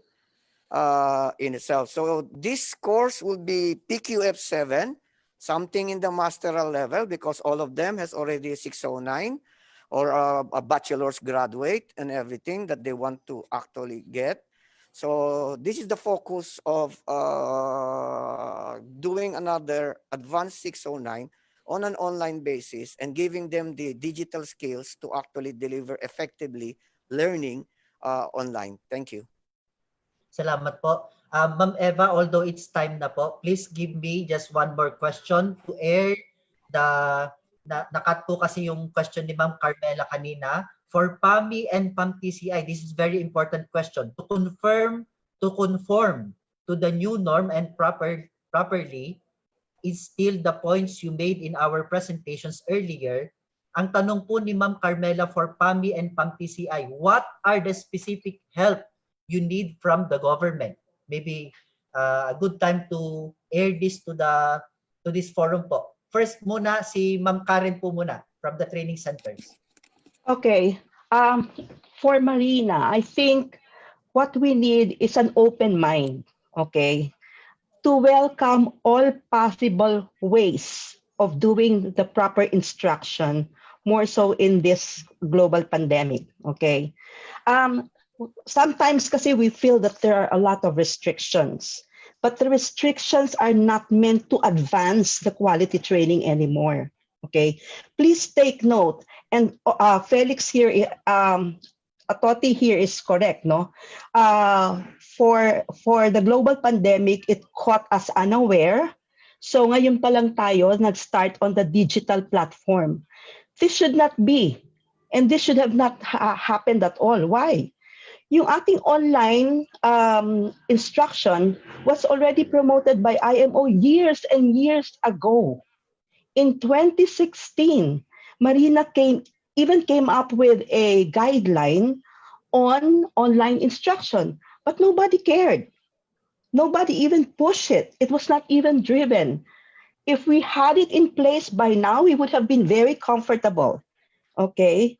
So I think at this point in time, there should be no more like misinterpretation or merong kanyang-kanyang sariling idea. We are all in a situation where we are all caught in a box.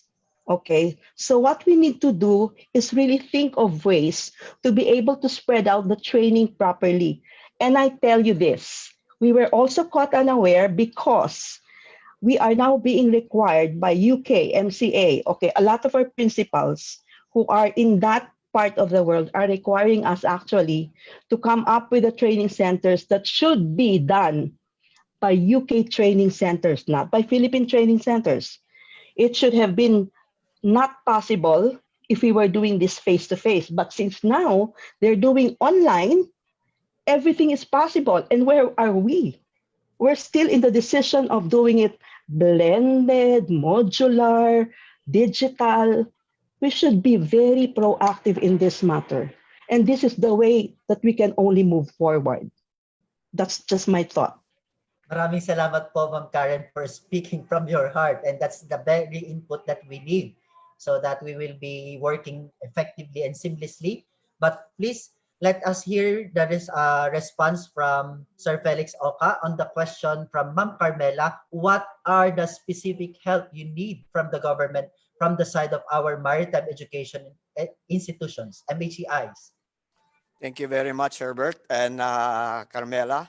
I would agree with Karen in terms of the slowness of our regulatory, both CHED and Marina. There is already a CMO in CHED allowing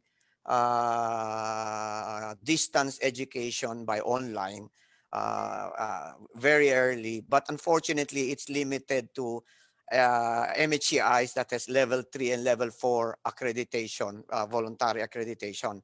So those who are new or something that have no level of accreditation could not use online except for a certain percentage per se. I think it's somewhere around 25% of the course that can be done. But who normally does that.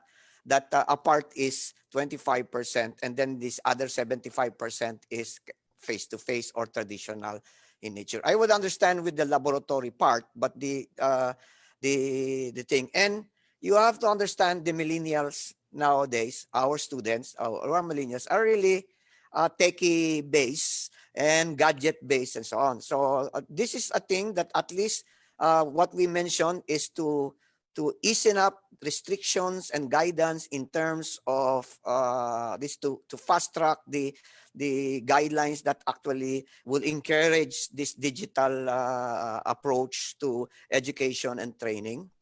Secondly, for the MHEIs, the students of the training centers are normally either graduates or active seafarers. But the students in the maritime higher education who are taking up BSMT and BSMRE are students. They have no work. They have no means of buying gadgets and communication, accessibility, connectivity. So since Bayanihan Act 2 would actually assist, I hope that government agencies like CHED and Marina could at least assist MHEIs to actually give support to this financial support so that they can buy the gadgets so that they can enroll. Let the other come, but tuition fee alone is a big problem and so on. So at least government based, there is already a law. We would like to see the IRR actually coming out, and each agency may actually come up with their own CMOs or memorandum circulars in terms of how to implement that. But I hope that this is something government agencies could actually deliver in terms of the support for the MHEIs and so on. That's it. Thank you. Maraming salamat po, Engineer Oka. We are really running out of time, but please allow me to read a very important input from Attorney Brenda. She said, foreign ship owners are not obliged to obey Philippine laws in response to a comment earlier made on the Magna Carta for seafarers. We do not have jurisdiction over them. What is important is that there should be in a bill such provisions that will show that the Philippine government is exercising its role as a labor supplying country. For example, is there any provision that says all manning agencies deploying seafarers on foreign flag ships make a good determination that the flag state of the ship has ratified the MLC and has in fact the necessary certification under this convention? Attorney Ortiz has ably answered that one for Philippine flag ships, and I appreciate FAME reviewing further the bill. Thank you from Ma'am Brenda Pimentel. We're really out of time. Thank you for the steering committee, the organizing committee for sharing us this much extension. Ma'am Eva, we are now turning over for the symposium on initiative innovations on shipbuilding and ship repair development. Okay. We believe everyone has a lot of questions to our very respective presenters. Please note that we are taking note all of your questions. And if we have time later, we can answer it as well. Okay? So let's give the floor to our next topic, to our next moderator, Engineer Maria Teresa Mamisao of the Marina Shipyards Regulation Service. Let's give her a round of applause. Thank you, Ms. Eva. To our Administrator, Vice Admiral Robert M. Pedrad, Deputy Administrator for Operation, Ma'am Nanette Binopol, Directors and Officer in Charge from the Marina Regional Office and the Central Office, my co-workers in Marina, our partners from the government, our dear stakeholders, friends from the media, good morning. This symposium proper will focus on the initiatives, innovations, and investments on shipbuilding and ship repair and boat building development. In this difficult time, we are all affected by the COVID-19 pandemic, which hampered all types of businesses worldwide. In the Philippines, the shipbuilding and ship repair sector and the boat building industry suffered as well. Still, as we move forward, we are all hoping for a brighter life. Despite such difficult the past 6 months, the Philippine shipbuilding and ship repair sector and the boat building industry stand firm on its own feet, and now, slowly but surely, going back on its own path. The SBSR and boat building industry plays a vital role in the Philippine maritime industry. To date, we have 119 marina registered shipyards, while for the boat building, we have 140 nationwide. Today, we are fortunate to have two resource speakers coming from the most important associations that play significant role in the SBSR sector and boat building industry in the Philippines. Before we proceed, I would like to remind again our guests to type your possible questions to our speakers to our chat room box, and we will read them later during the open forum. Our first speaker is the president of the Shipyards Association of the Philippines. The main purpose of the association is to promote the interests of the shipyards in the Philippines. Ladies and gentlemen, let's give our hands to Mr. Meneleo G. Carlos III.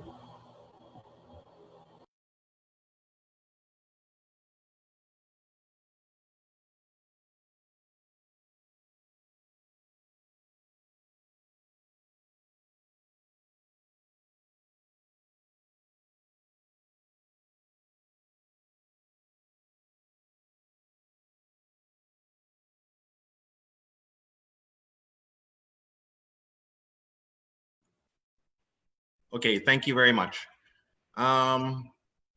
So good morning, everyone. Good morning, especially to Vice Admiral Robert Empedrad and to the many other government officials who are here. And good morning to the guests and visitors as well.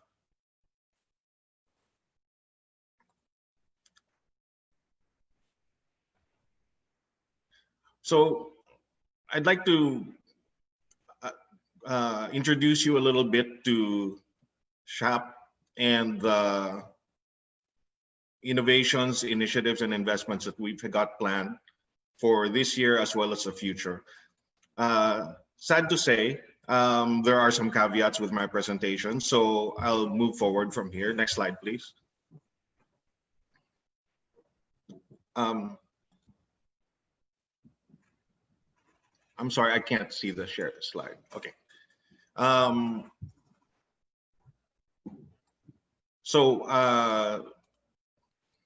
What is the I?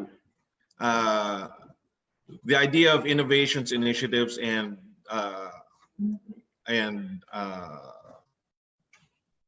innovations and investments first have to be introduced with some background on the industry. Please click.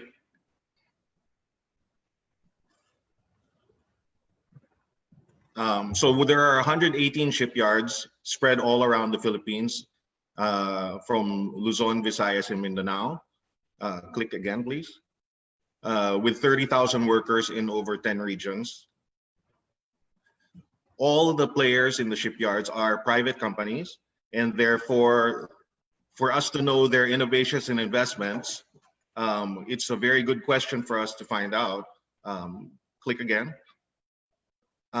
We certainly would want to find out their plans and investments, but of course, the shipyards are free to share the information when they are ready to do so. So I'd like to introduce you to at least the initiatives that are available. Many of you have seen 5S. Click again. And that would be the Seiri, Seiton, Seiso, Seikotsu, and Shizuke, but those are actually not specifically the initiatives I was meaning to discuss. They are, click again, strategize, scrutinize, simplify, save, and synergize. You'll see that the 5S symbol has now changed to a $sign because certainly we look at initiatives that will help us survive. Next slide, please. So to strategize, what initiatives do we have to approach? Some of the some of the strategies that we have to look at are evaluating market position, as well as rationalizing the plans and policies of the company. That includes the famous 5S, as well as ISO, and entering programs such as enterprise training programs that TESTA delivers, and in coordination with the shipyards involved. We can also scrutinize all the parts of our business to rationalize them with the current activities and the current economic environment.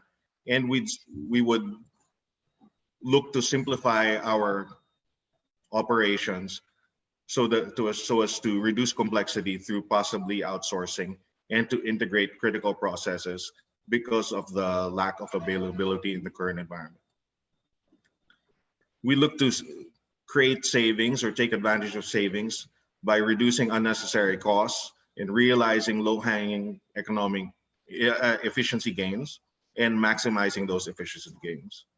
We look to synergize and match complementary strengths with other industries as well as among ourselves. One example would be the practice of some companies to share certified welders so that the need to maintain a highly expensive and highly skilled workforce is not all borne by only one company. We also look to develop relationships and cooperation among the shipyards. One example would be combining importations of bulk abrasives, which I believe is being done by various companies with their partners. So we have to look again at the reality that the shipyards are operating in. It is a difficult environment. We have pandemic and COVID SARS. We have reduced manpower allocations, limited travel and housing, low supplier inventory levels, international delays and travel limitations, as well as customer challenges. We have ideas to address this. So I think we have all survived this pandemic by adhering to a strict COVID safety policy. To address the reduced manpower, we've looked at entering shifting operations with our people, as well as selectively applying work from home. Limited travel and housing options for the workers has forced us to provide company transport as well as housing. Low supplier inventory levels have certainly forced us to order ahead, to buy regionally, and to build up inventory in our own companies. International delays and travel limitations force us to reduce our reliance and to also schedule very carefully the international travel of technicians and inspectors. And for our customer challenges, we of course have to work together with them because each customer has his or her own environment that they must face.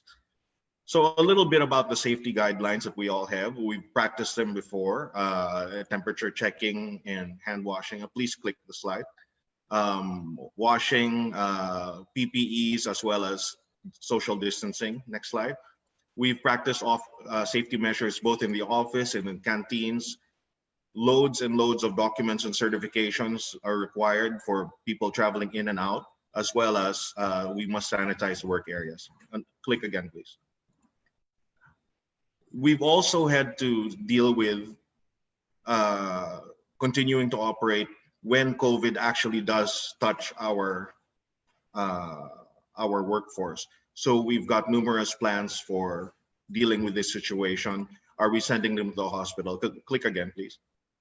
Or are we confining them at home, or are they simply going home for their own self-confinement? And click it once more. Not to mention, we've got vulnerable employees, such as pregnant women, people over 59, or people with pre-existing conditions. And we do ask them to work from home and possibly even confine them. Click, please. Next slide.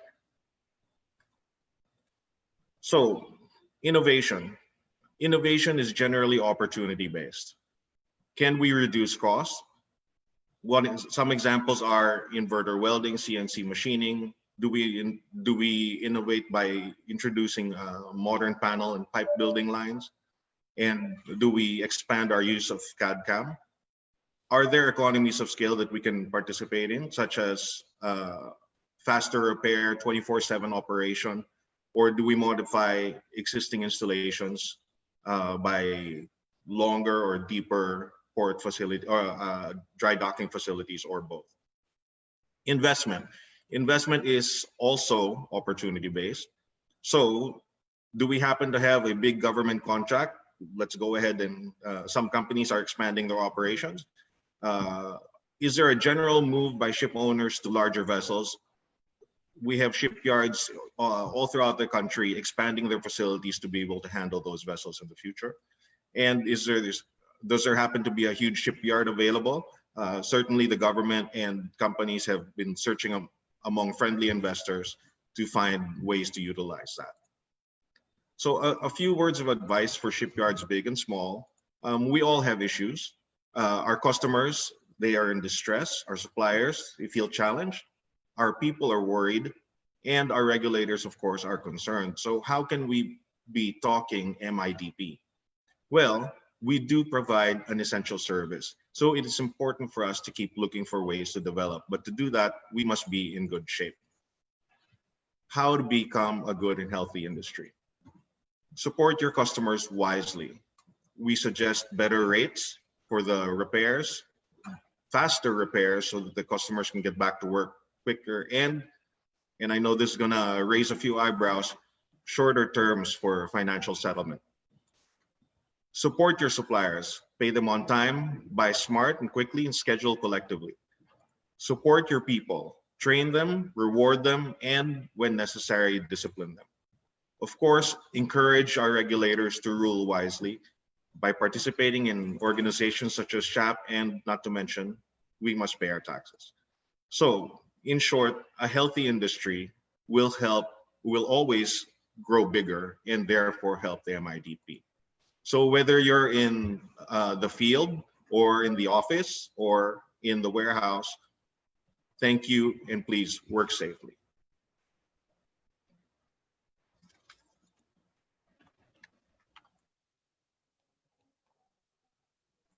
That's the end of my presentation. Thank you.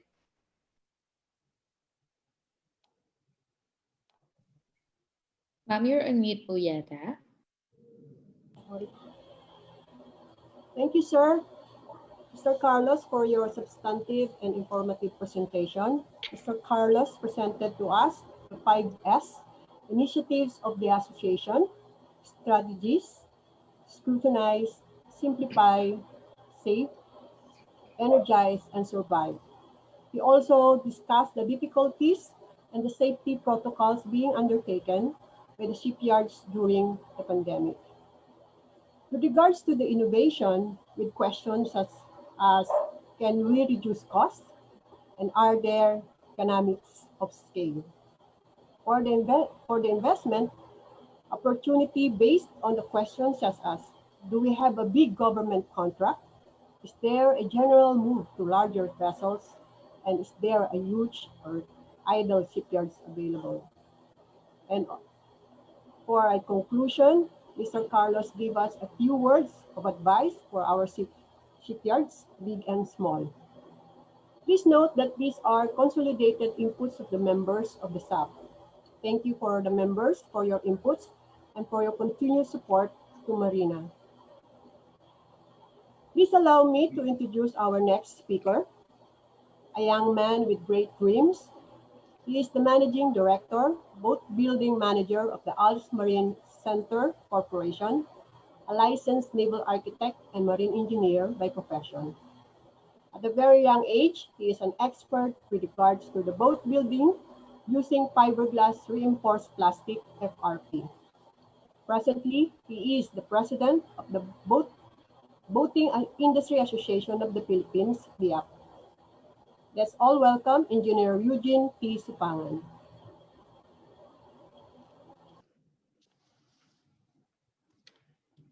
Yeah, good morning, everyone. I'm This is the Boating Industries Association of the Philippines. We're going to discuss about the initiatives, innovations, and investments in boat building. Next slide, please. By the way, the initiatives in the boat building, can I share my screen share na lang my presentation?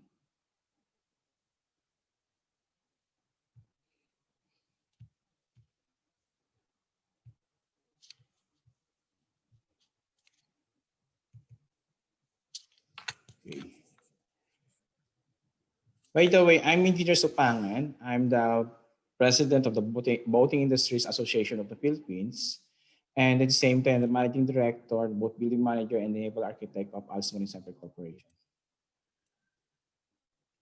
Initiatives in boat building. If we're going to look at the basic boat construction, fiberglass technology, and the fundamentals that the modern boat builder use, the first revolution in the modern boat building was the shift from mostly wood to fiberglass construction. We're going to see before, we started from the wooden hull, and then later on in the mid-60s up to 70s, Philippines already building a fiberglass boats.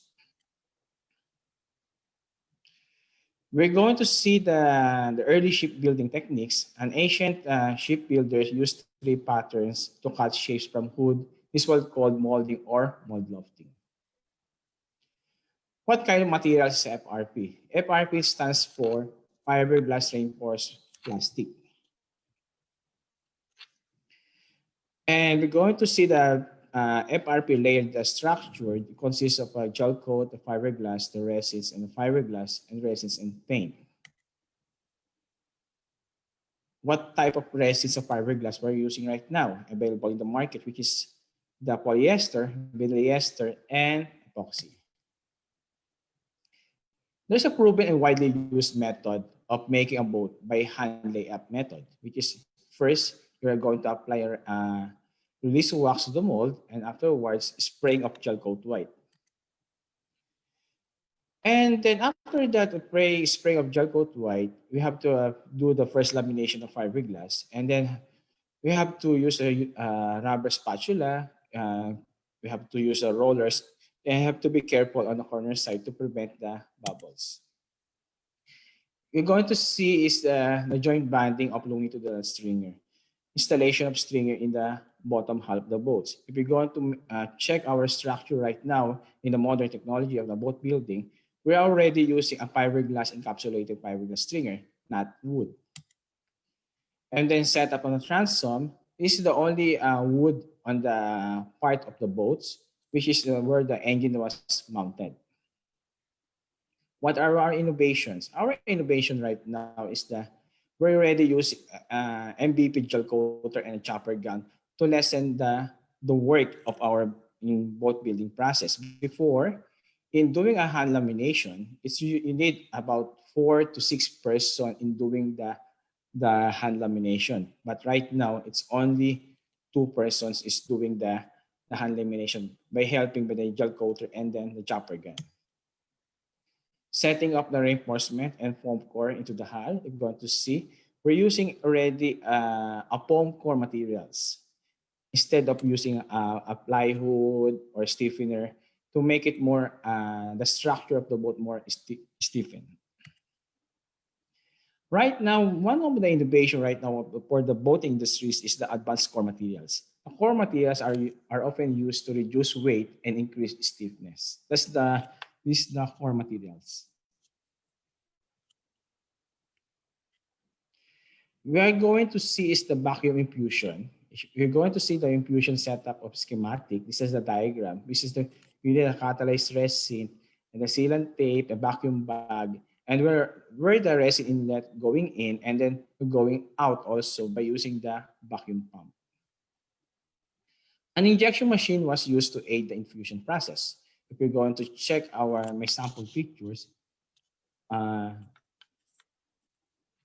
this is the vacuum pump. Okay, you need to use for the vacuum infusion. Once the part is fully infused with the resin, it's allowed to cure right now. The purpose of the vacuum infusion is more, the boat will be more lighter compared to the the older process, which is a hand lamination. After the innovation, we have the new production setup already. It's released from the mold. If you're going to see the mold was, you're going to see the boat was released from the mold, there's already a color. No more, you don't need to repaint it. And once you release from the mold, it's already a color. There's one of our innovation right now in boat building process. We have to check all the wirings before the sub-assembles, screwing the hull and deck, assembling the hull and deck, and installation of bunker. Now, in the investment, okay, we're doing is the BIAP already investing already from shifting from wooden hull to fiberglass boats. Mostly right now is the boat transportation right now in the modern era right now, we're using already fiberglass boats. If you're going to see this picture, this picture is bangka and then the fiberglass boat was used in Boracay. And the same capacity, 40 persons also, but you need a big space on berthing in the pier compared to the modern boat fiberglass boats. And much more durable and stability-wise, much better. One of the boat builder here in the Philippines already introducing the 40-footer capacity boats, which is already can see all over the Philippines in Boracay, Palawan, Gigantes Island, and also in Davao.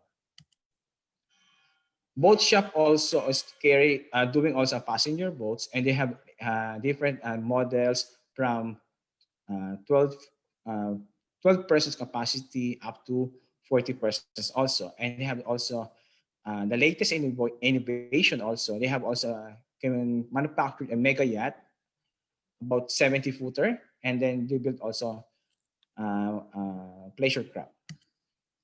Trunket boats. Trunket boats also carrying passenger boats. The design of the trunket boat is catamaran passenger type boats, which can carry about 40 persons also.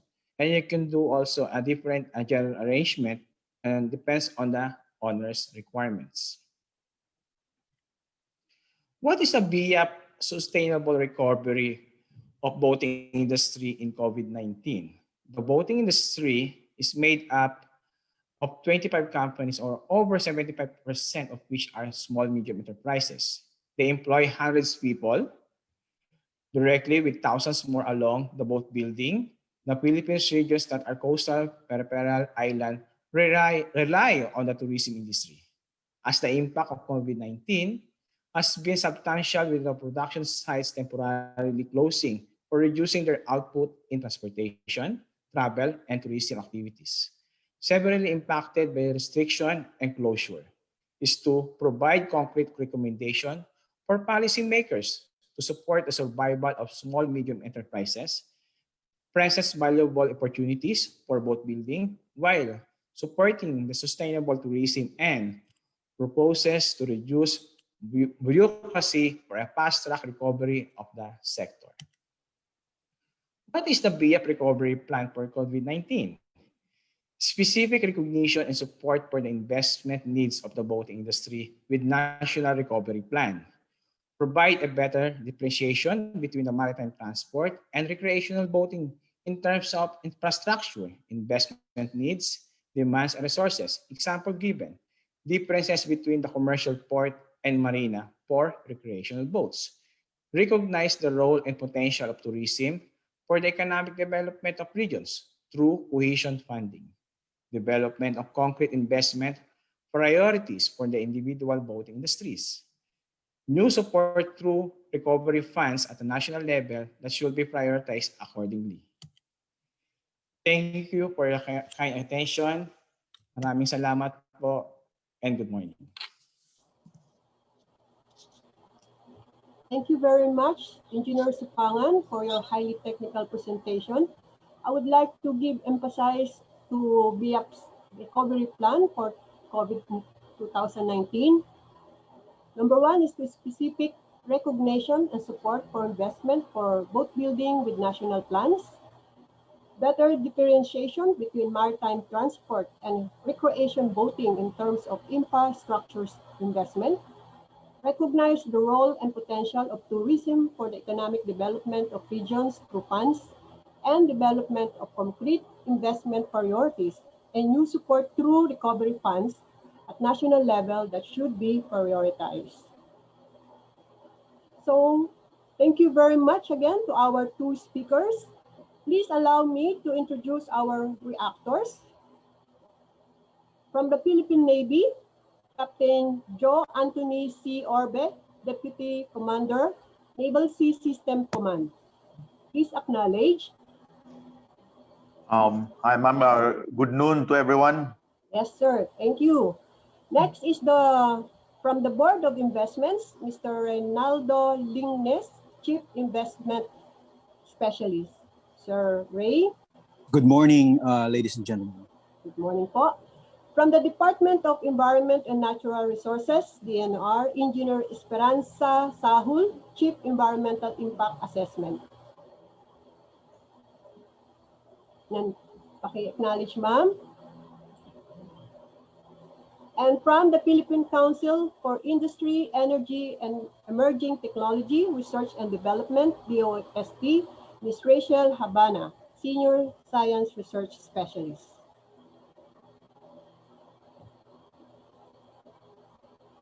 Now, can we proceed to the open forum? Can I have some reactions from our special guest reactors? Sir Ray, do you like to start? Yes, I think I have a presentation submitted this morning. Do you have it? Can somebody flash it? Okay, as far as initiative, innovation, and investments on domestic and overseas shipping development, we are going to present some of the BOI initiative on this. Next, please. First, I would like to introduce you the Board of Investments. It is an industry development. We do due diligence assistance to investors. We do business registration and facilitation, and of course, aftercare service. Next, please. These are the approved investments. You see, we have an increasing investments from 2015 to 2019. Next, please.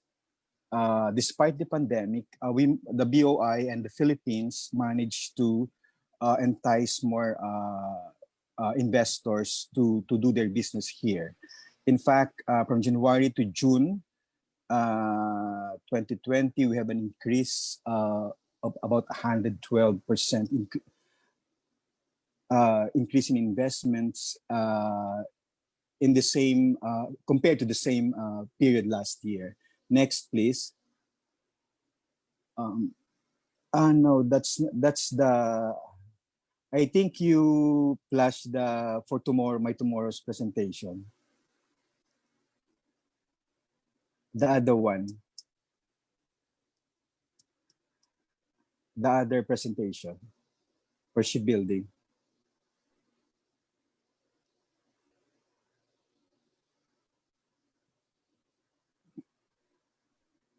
Okay, next.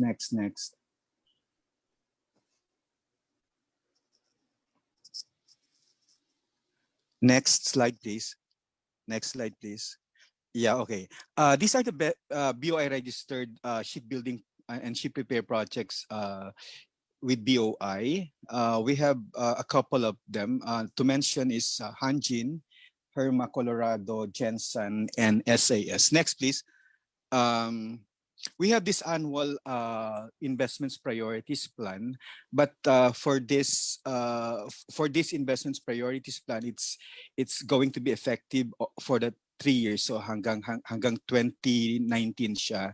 So we listed the shipbuilding and ship repair activity under the manufacturing, which I highlighted in a red font, and we also listed innovation projects, number 7. Next, please. these are the incentives if you are registered with BOI. We have the major, of course, the income tax holiday. That will range about 4 years to 6 years, but not more than 8 years. Next, please. A snapshot of the industry. As you know, we are the 5th largest shipbuilding nation in the world. And as mentioned by Shop, we have around 118 shipyards all over the Philippines. And we exported in 2019 around $577 million of worth of vessels. Next, please. In the global value chain, Philippine is into assembly basically, and 98% of the total output is being exported. 2% only remain in the local market assembly. As you know, all the raw materials to build a vessel is imported.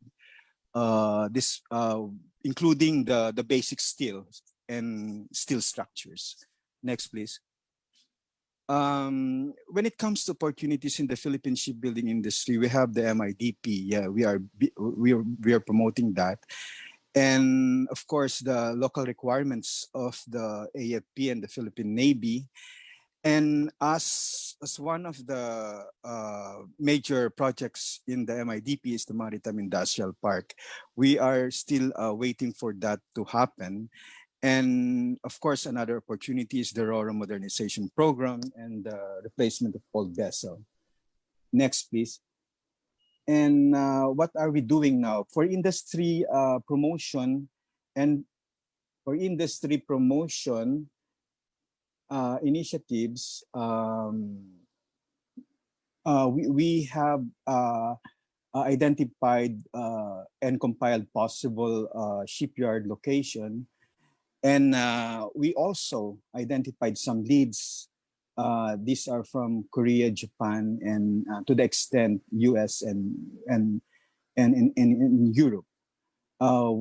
We also participate in major maritime related events such as Philmarine. And for policy recommendation, we are now doing a policy recommendation on the retirement of vessels and the improvement of flagship registry. Next, please. For industry development initiative, we already managed to approve policy to exempt ship repair industry from brand new equipment policy of the BOI.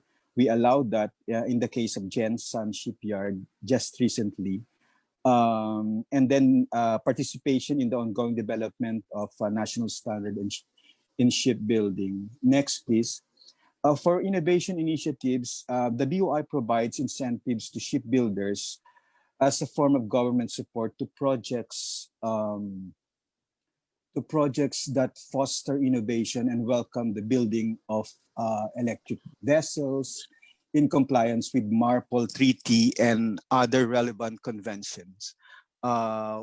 We give incentives to both builders and operators of this type of vessels. Next, please. For way forward, we wanted to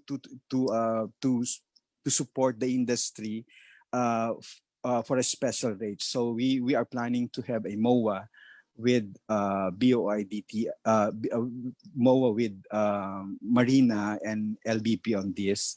And then for manpower development, we managed to talk to MIRDC and TESDA on having an aluminum welding training program for shipbuilding workers. I think that ends my presentation. Next, please. And thank you and good day. Good morning, Paul. Thank you, Sir Ray, for your brief presentation. Regarding BOI's project business opportunities and future plans for SPSR sector. Any question po regarding for our speakers from the reactor, Philippine Navy, sir? Do you have any question?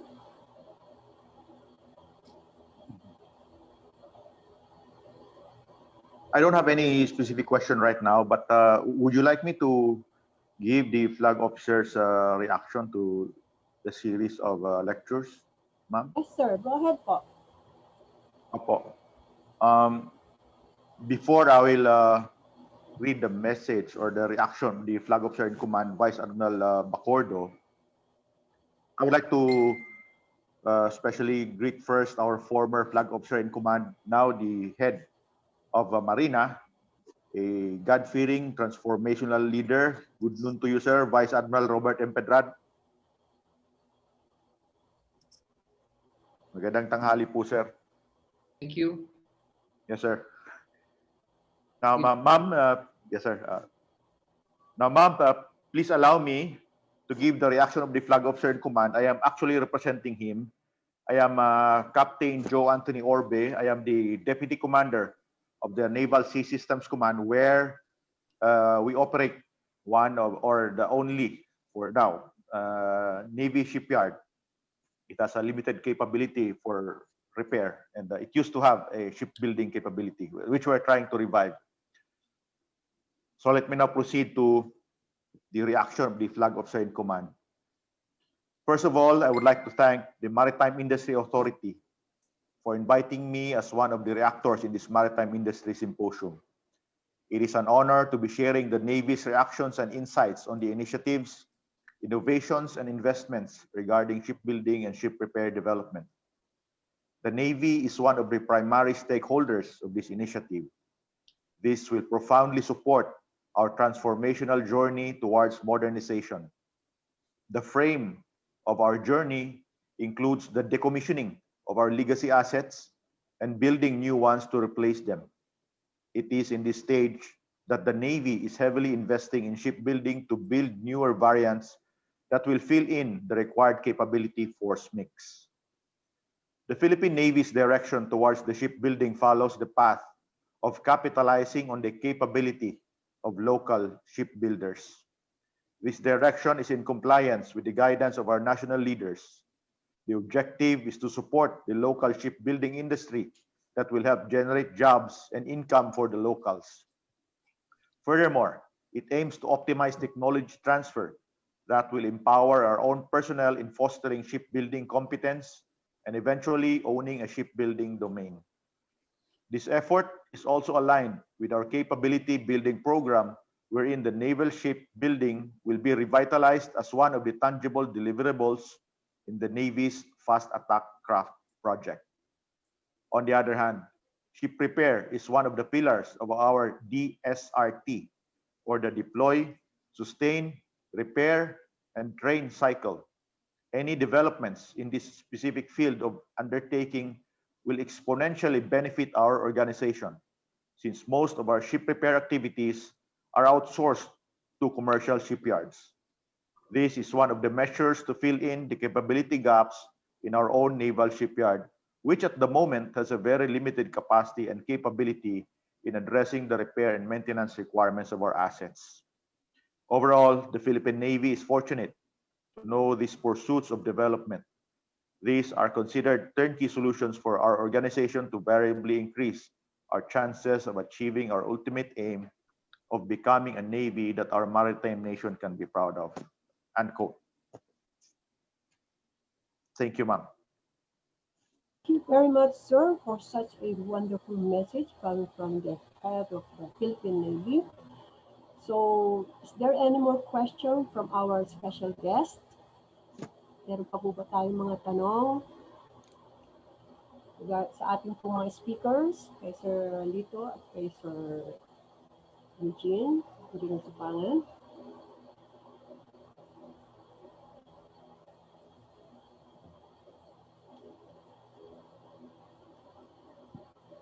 So, I think there is one question coming from the Facebook. May I read?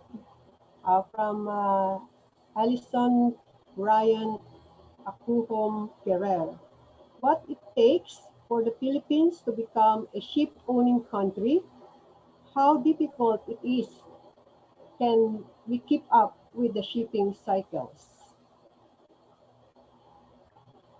So, Sino po ang pwedeng sumagot about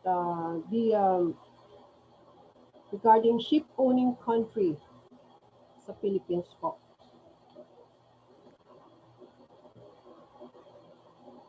Hello. Yes, sir. Yes. Well, Sir if Dito? let me Yes see po. if I understand that question correctly. No. Yes, sir. It's about being a ship owning country. Of course, one of the prime considerations for ship owners is ship maintenance. And that's where we as shipyards come in. We're generally the facility present in the area of operation of the vessels. So if you're talking about ocean-going transoceanic vessels, let's say traveling to the North or South America, or to Asia, and from Asia to the Middle East, they certainly have many other shipyards to call on for services. If they are operating primarily in Philippine waters, then we're of course prepared to support the ship owners and the vessels in the area. So to be able to explain, there's no real impediment to ship owners, let's say being Philippine flagged or being based in the region, but it's really more driven by market demand for their services. Do you need vessels that are several thousand TEUs in capacity, or 50 to or 30 to 50,000 deadweight tons in bulk carrier capacity?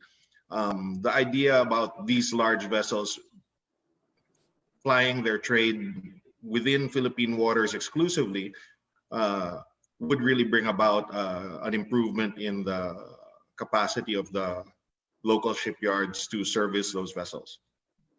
Currently, it's not a requirement. Our flow of goods doesn't really require that much capacity as yet. Thank you, Sir Lito. We just would like to take note of the first day of our symposium. We took note of the plans of the Movement of Maritime Philippines, MMP, to focus on shipbuilding. The needs to modernize the country's shipbuilding capacities and completely realize our potentials for ships to be built, owned, and operate by Filipinos are also highlighted. In what aspect or specific ways can government help the industry to pursue these long-term goals? So this is a question in our first day. Anyone from the... If I may, I was hoping that Mr. Lignes from BOI would speak up, but for us shipyards, certainly there have been supporting laws and incentives given before that have since expired. I speak specifically about RA 9295 that gave incentives for importation of capital equipment as well as shipbuilding materials. That certainly helped the industry achieve the position it had recently and still holds on to today.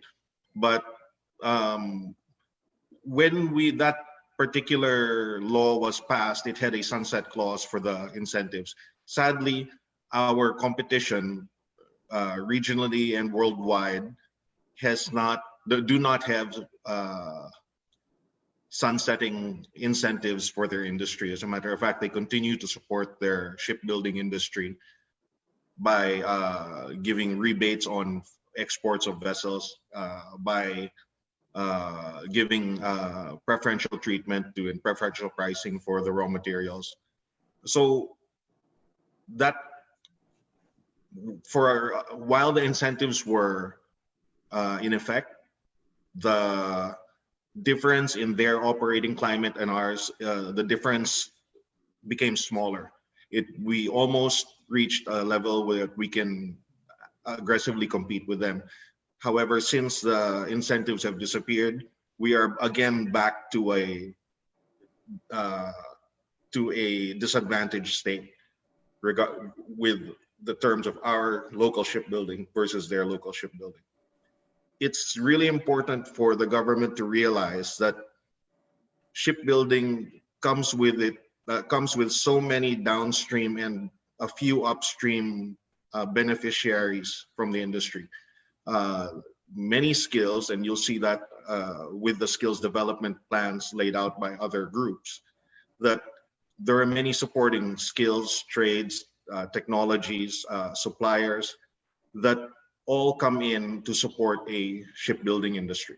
So if we continue to support our shipbuilding industry, the upstream and downstream benefits will accrue to the environment. Thank you.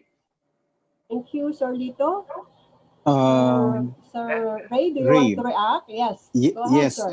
I think there are move to amend the RA 9295, the Shipbuilding Act. On basically there is a technical working group on that, and we were sometimes called to provide inputs on that. But we support the imposition of those incentives that were gone, because it's only for 10 years. It lasted, I think, 2014. All those incentives, like the importation of inputs, tax and duty free. Now you can, I think, import tax. So I don't know. We'll check. But we support that. And then number two is, well, we have. You can register with us, but these are new projects, and then we are inviting steel companies to locate their operation here in the Philippines to produce basic steel for the construction of vessel. I think that's we're doing value proposition for that, and I think there are some already in the can. Several foreign investors have managed to their intention to invest in a steel plant here in the Philippines. That's all. Thank you. Mr. Ray, we have another question. Captain Orbe, this is for you, sir. If it's all right. Question yes, is, ma'am. yes, po. The question comes from Mr. Eloy Calimoso of Seaway. The question is, how much worth of ships is Philippine Navy offering from local shipyards for its upgrading program? Oh, okay. Actually, ma'am or sir, where the question was coming from, it is in the modernization program of the armed forces. The Navy is just a part of it. So theoretically or ideally, we have around, if I'm not mistaken, it's 28 billion for a modernization program, or 25 billion per year for a number of years. So doon po sa mga projects ng Navy, depende po sa cost nung per project. For example, our frigates, and then our landing docks. And then these are open to public bidding because we are compelled, or we are, shall we say, under the procurement law. So kung sino man po ang pwede mag-bid doon, hindi po talaga necessary na foreign company ito or a local company. It's open to everyone as per our laws, no, our procurement. So wala po tayong specific na amount that we can say na this one is allocated for the local industry or the foreign shipbuilders. Kasi po, yun nga, limited po tayo doon sa procurement law that it should be an open bidding. And then we invite bidders na kaya po i-supply yung mga modernization program specifically for the Philippine Navy. Having said that po, meron din po tayong, not only us but the DND itself, we promote the SRDP kung tawagin, Self-Reliant Defense Posture. ito po yung initiatives ng ating agency, ng ating gobyerno na ma-develop yung ating local defense industry, shipbuilding included. And we are trying hard. In fact, just 2 days ago, I was informed that there's an initiative for this already, na hindi lang ito maging DND level, pero yung buong government, it will be elevated. No? A law may be proposed for this one, na magkaroon na po tayong SRDP, Self-Reliant Defense Posture, wherein kung kaya din lang ng ating local industries, dito na po tayo mag-purchase ng ating mga pangangailangan as far as defense equipment are concerned. Yun po, ma'am and sir, to the one who asked the question. Thank you very much, sir. Yeah. That is And ma'am, yes, sir. yeah, Go ahead po. in addition po, I believe I still have with me, as a show of support to the Marina, actually, and to the Navy, I have with me also the staff for Naval Systems Engineering. Ito po yung staff ng Flag Officer in Command namin, specifically concerned with ship repair and ship equipment, no, and all the allied equipment kaugnay po sa pag-maintain po namin ng aming mga barko. I believe, I think Captain N10, are you still aboard? Yes, sir. Okay, Captain good. Ray, sir. Yes, good. So, ma'am, yun po. Magkasama po kami. We support this initiative of Marina. And then, I hope I was able to satisfy the sir kung sino man po ang nagtanong po. Thank you po, ma'am. Sir, that is from the media, sir. Maritime media po. Thank you very much, sir. Meron pa po bang mga tanong? Ma'am, I think... Hello, ma'am. I think yes, sir. the Marina chairman has a message in our chat box. Sir, go ahead, Sir Mon. Hello. Good afternoon, everyone. Sandali lang.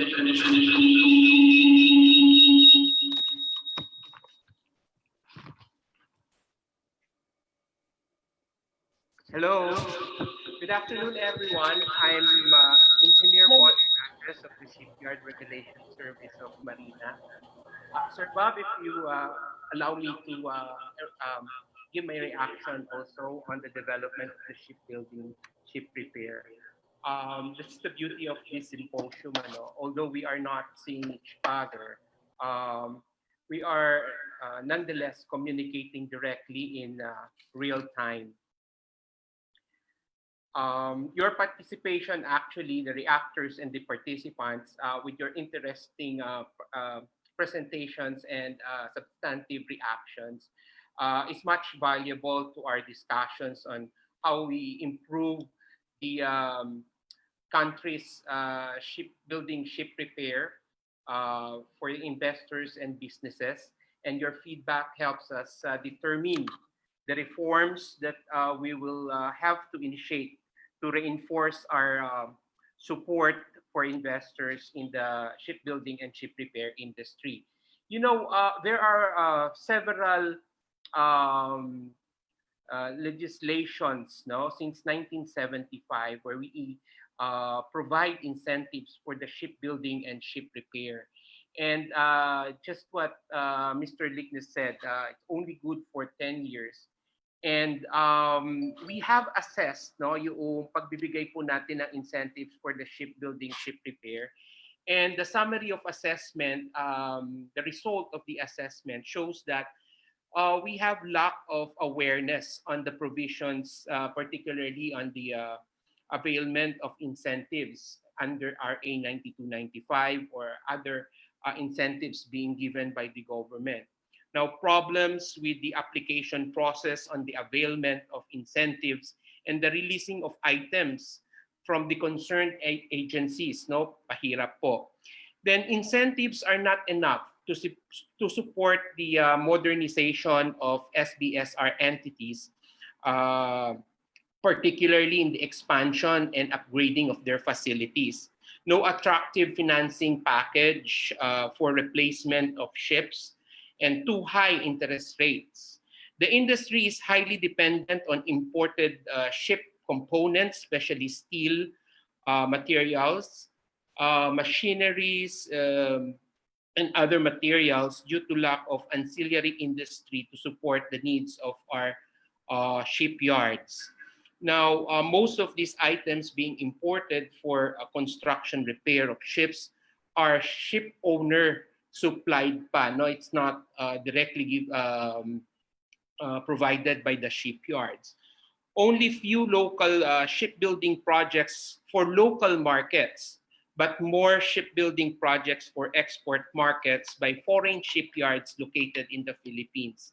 So what we need, what we want to see is our local shipyards produce more ships for domestic and for international market also.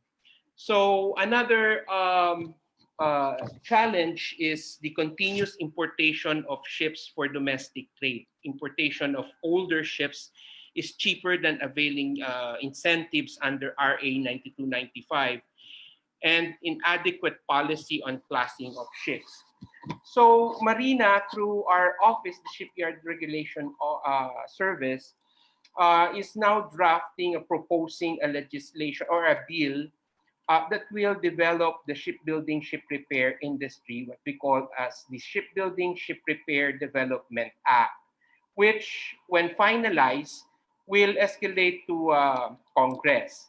We will be pushing for, under this act, we'll be pushing for incentives and investments, which includes expansion and upgrading of shipyard facilities and shipbuilding projects in the Philippines in collaboration with BOI and PESA. We also include here the education and training for shipbuilding professionals and occupations such as naval architecture, ocean engineering, as well as training for shipyard labor or shipyard workers, which are specialized trade in collaboration with TESDA and CHED. We will also include under this the creation of a Philippine Shipbuilding Ship Repair Technical Council. Under this act will also include research and development for shipbuilding and ship repair sector in collaboration with the Department of Science and Technology. Another is incentivizing shipyards for engaging women in the shipbuilding ship repair sector. And we also want to include under this monitoring and enforcement in collaboration with Philippine Coast Guard and PPA. So your inputs in this, this is just the outline of what we're envisioning for the Shipbuilding and Ship Repair Development Act. And your inputs here is very important in crafting this act. And overall, we are aiming for a Philippine shipbuilding ship repair sector to be able to deliver quality ships, highly competitive, international, safe, environmentally conscious, and gender inclusive. So it's a package, no? Nakita na po natin kung ano po yung resulta ng pagbibigay natin ng incentives for the shipbuilding and ship repair in the past. So now we have to move forward and, try to collaborate with other agencies also, no, that can help us, build a strong shipbuilding and ship repair nation. Yun po. Thank you, Ted. Thank you, Sir Mon, for such an informative information for our participants. Is there any more questions? If none po, I would like to request our speakers and our reactors for a closing statements. Sir Eugene, please.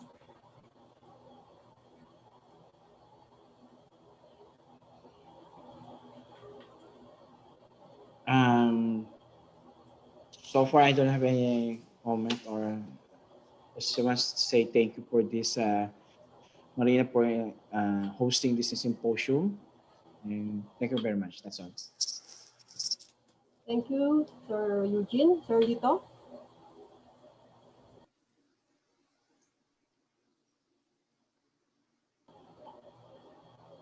Do you have any closing statements, Sir Lito?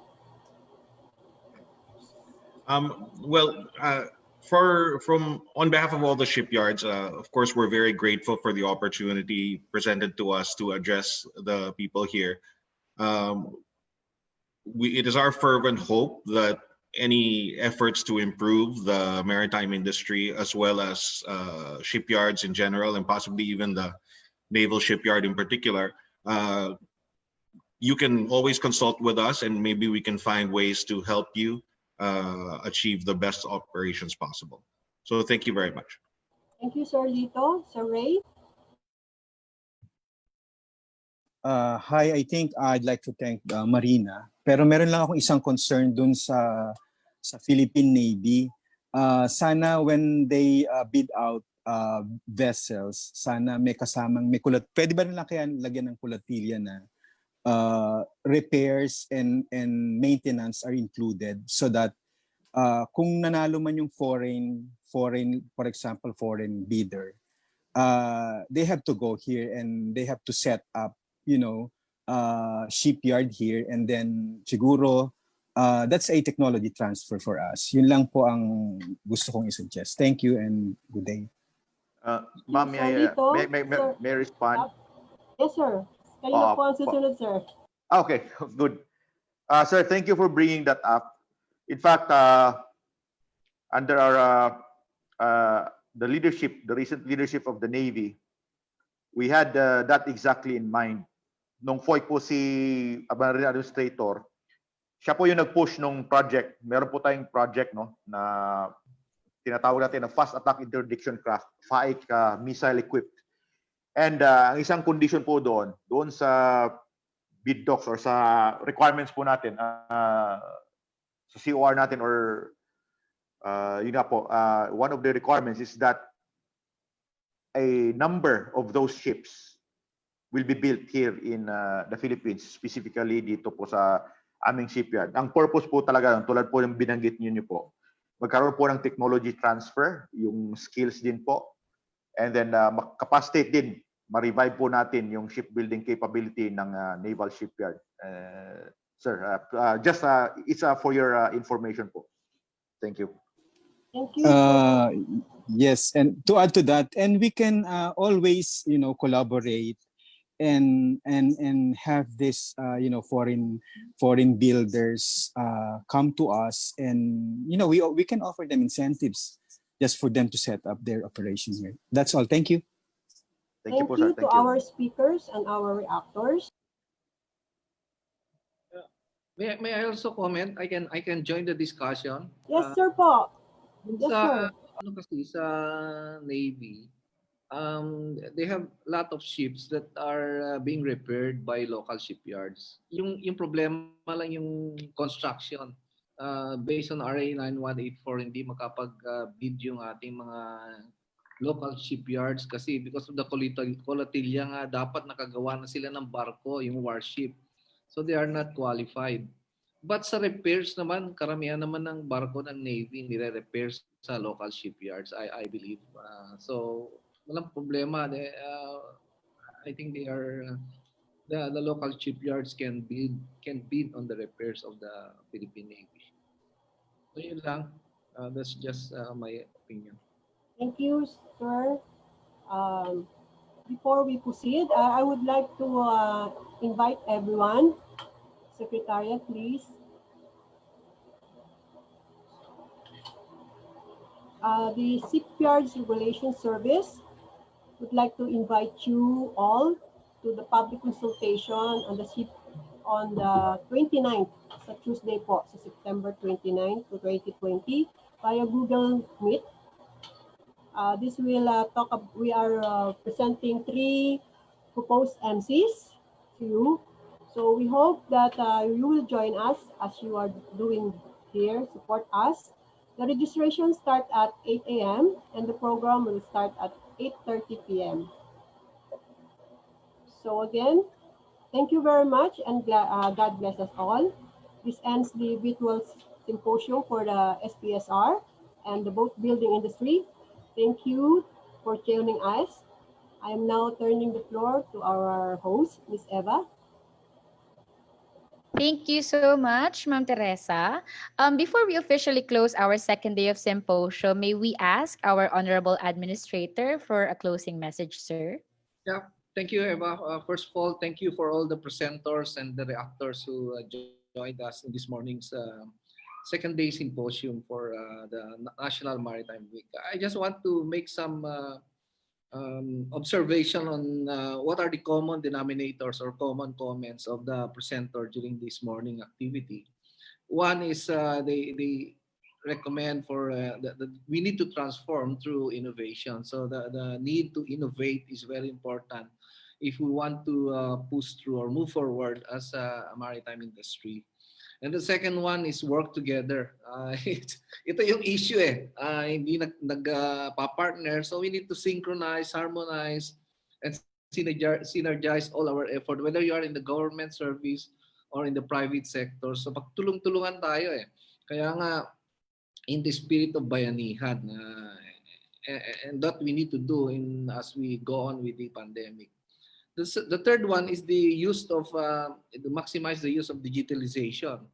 So sabi nila, online education training, online monitoring system, online services that the marina can provide to the stakeholders. So isa yun. And then the fourth one is the need for government for proactive action or support, like coming up with recovery plans, economic stimulus. So kailangan talagang suporta ng government to alleviate the plight of our maritime industry, particularly the training institution, the shipbuilding, ship repair, and of course our LMAs. So all this suggestion and insight, we took cognizance of this one, and we assure our maritime stakeholders that Marina will look into all your comments and work on this as soon as possible para umangat yung ating industriya. So thank you for everyone, and good afternoon to everyone. Thank you, Eva. Thank you so much to our Honorable Administrator, Vice Admiral Robert M. Pedrad, sir. So that concludes our day 2 of the Maritime Industry Symposium. Congratulations to everyone that were able to join us today. We hope that all of our friends from the regional offices, our stakeholders, and all our participating agencies were enlightened through our discussions this morning. Thank you so much as well to our resource speakers for that very comprehensive and informative presentations. Our very enthusiastic actors for sharing their thoughts, and as well as our very endearing moderators for today, Engineer Teresa Mamisao. And Team Marina would like to greet our former moderator, Mr. Herbert Nolapa, a happy birthday. Happy birthday, sir. And thank you so much for being our moderator for today. Please follow the official social media accounts of Marina for updates on our week-long celebration. We hope that you can all join us tomorrow for our last day of symposium, wherein we will be tackling initiatives, innovations, and investments on domestic and overseas shipping development. Once again, this has been your host, Eva Ajero from the Maritime Industry Authority. Thank you so much, everyone, and God bless you all. See you all tomorrow at 9 a.m. Maraming salamat po.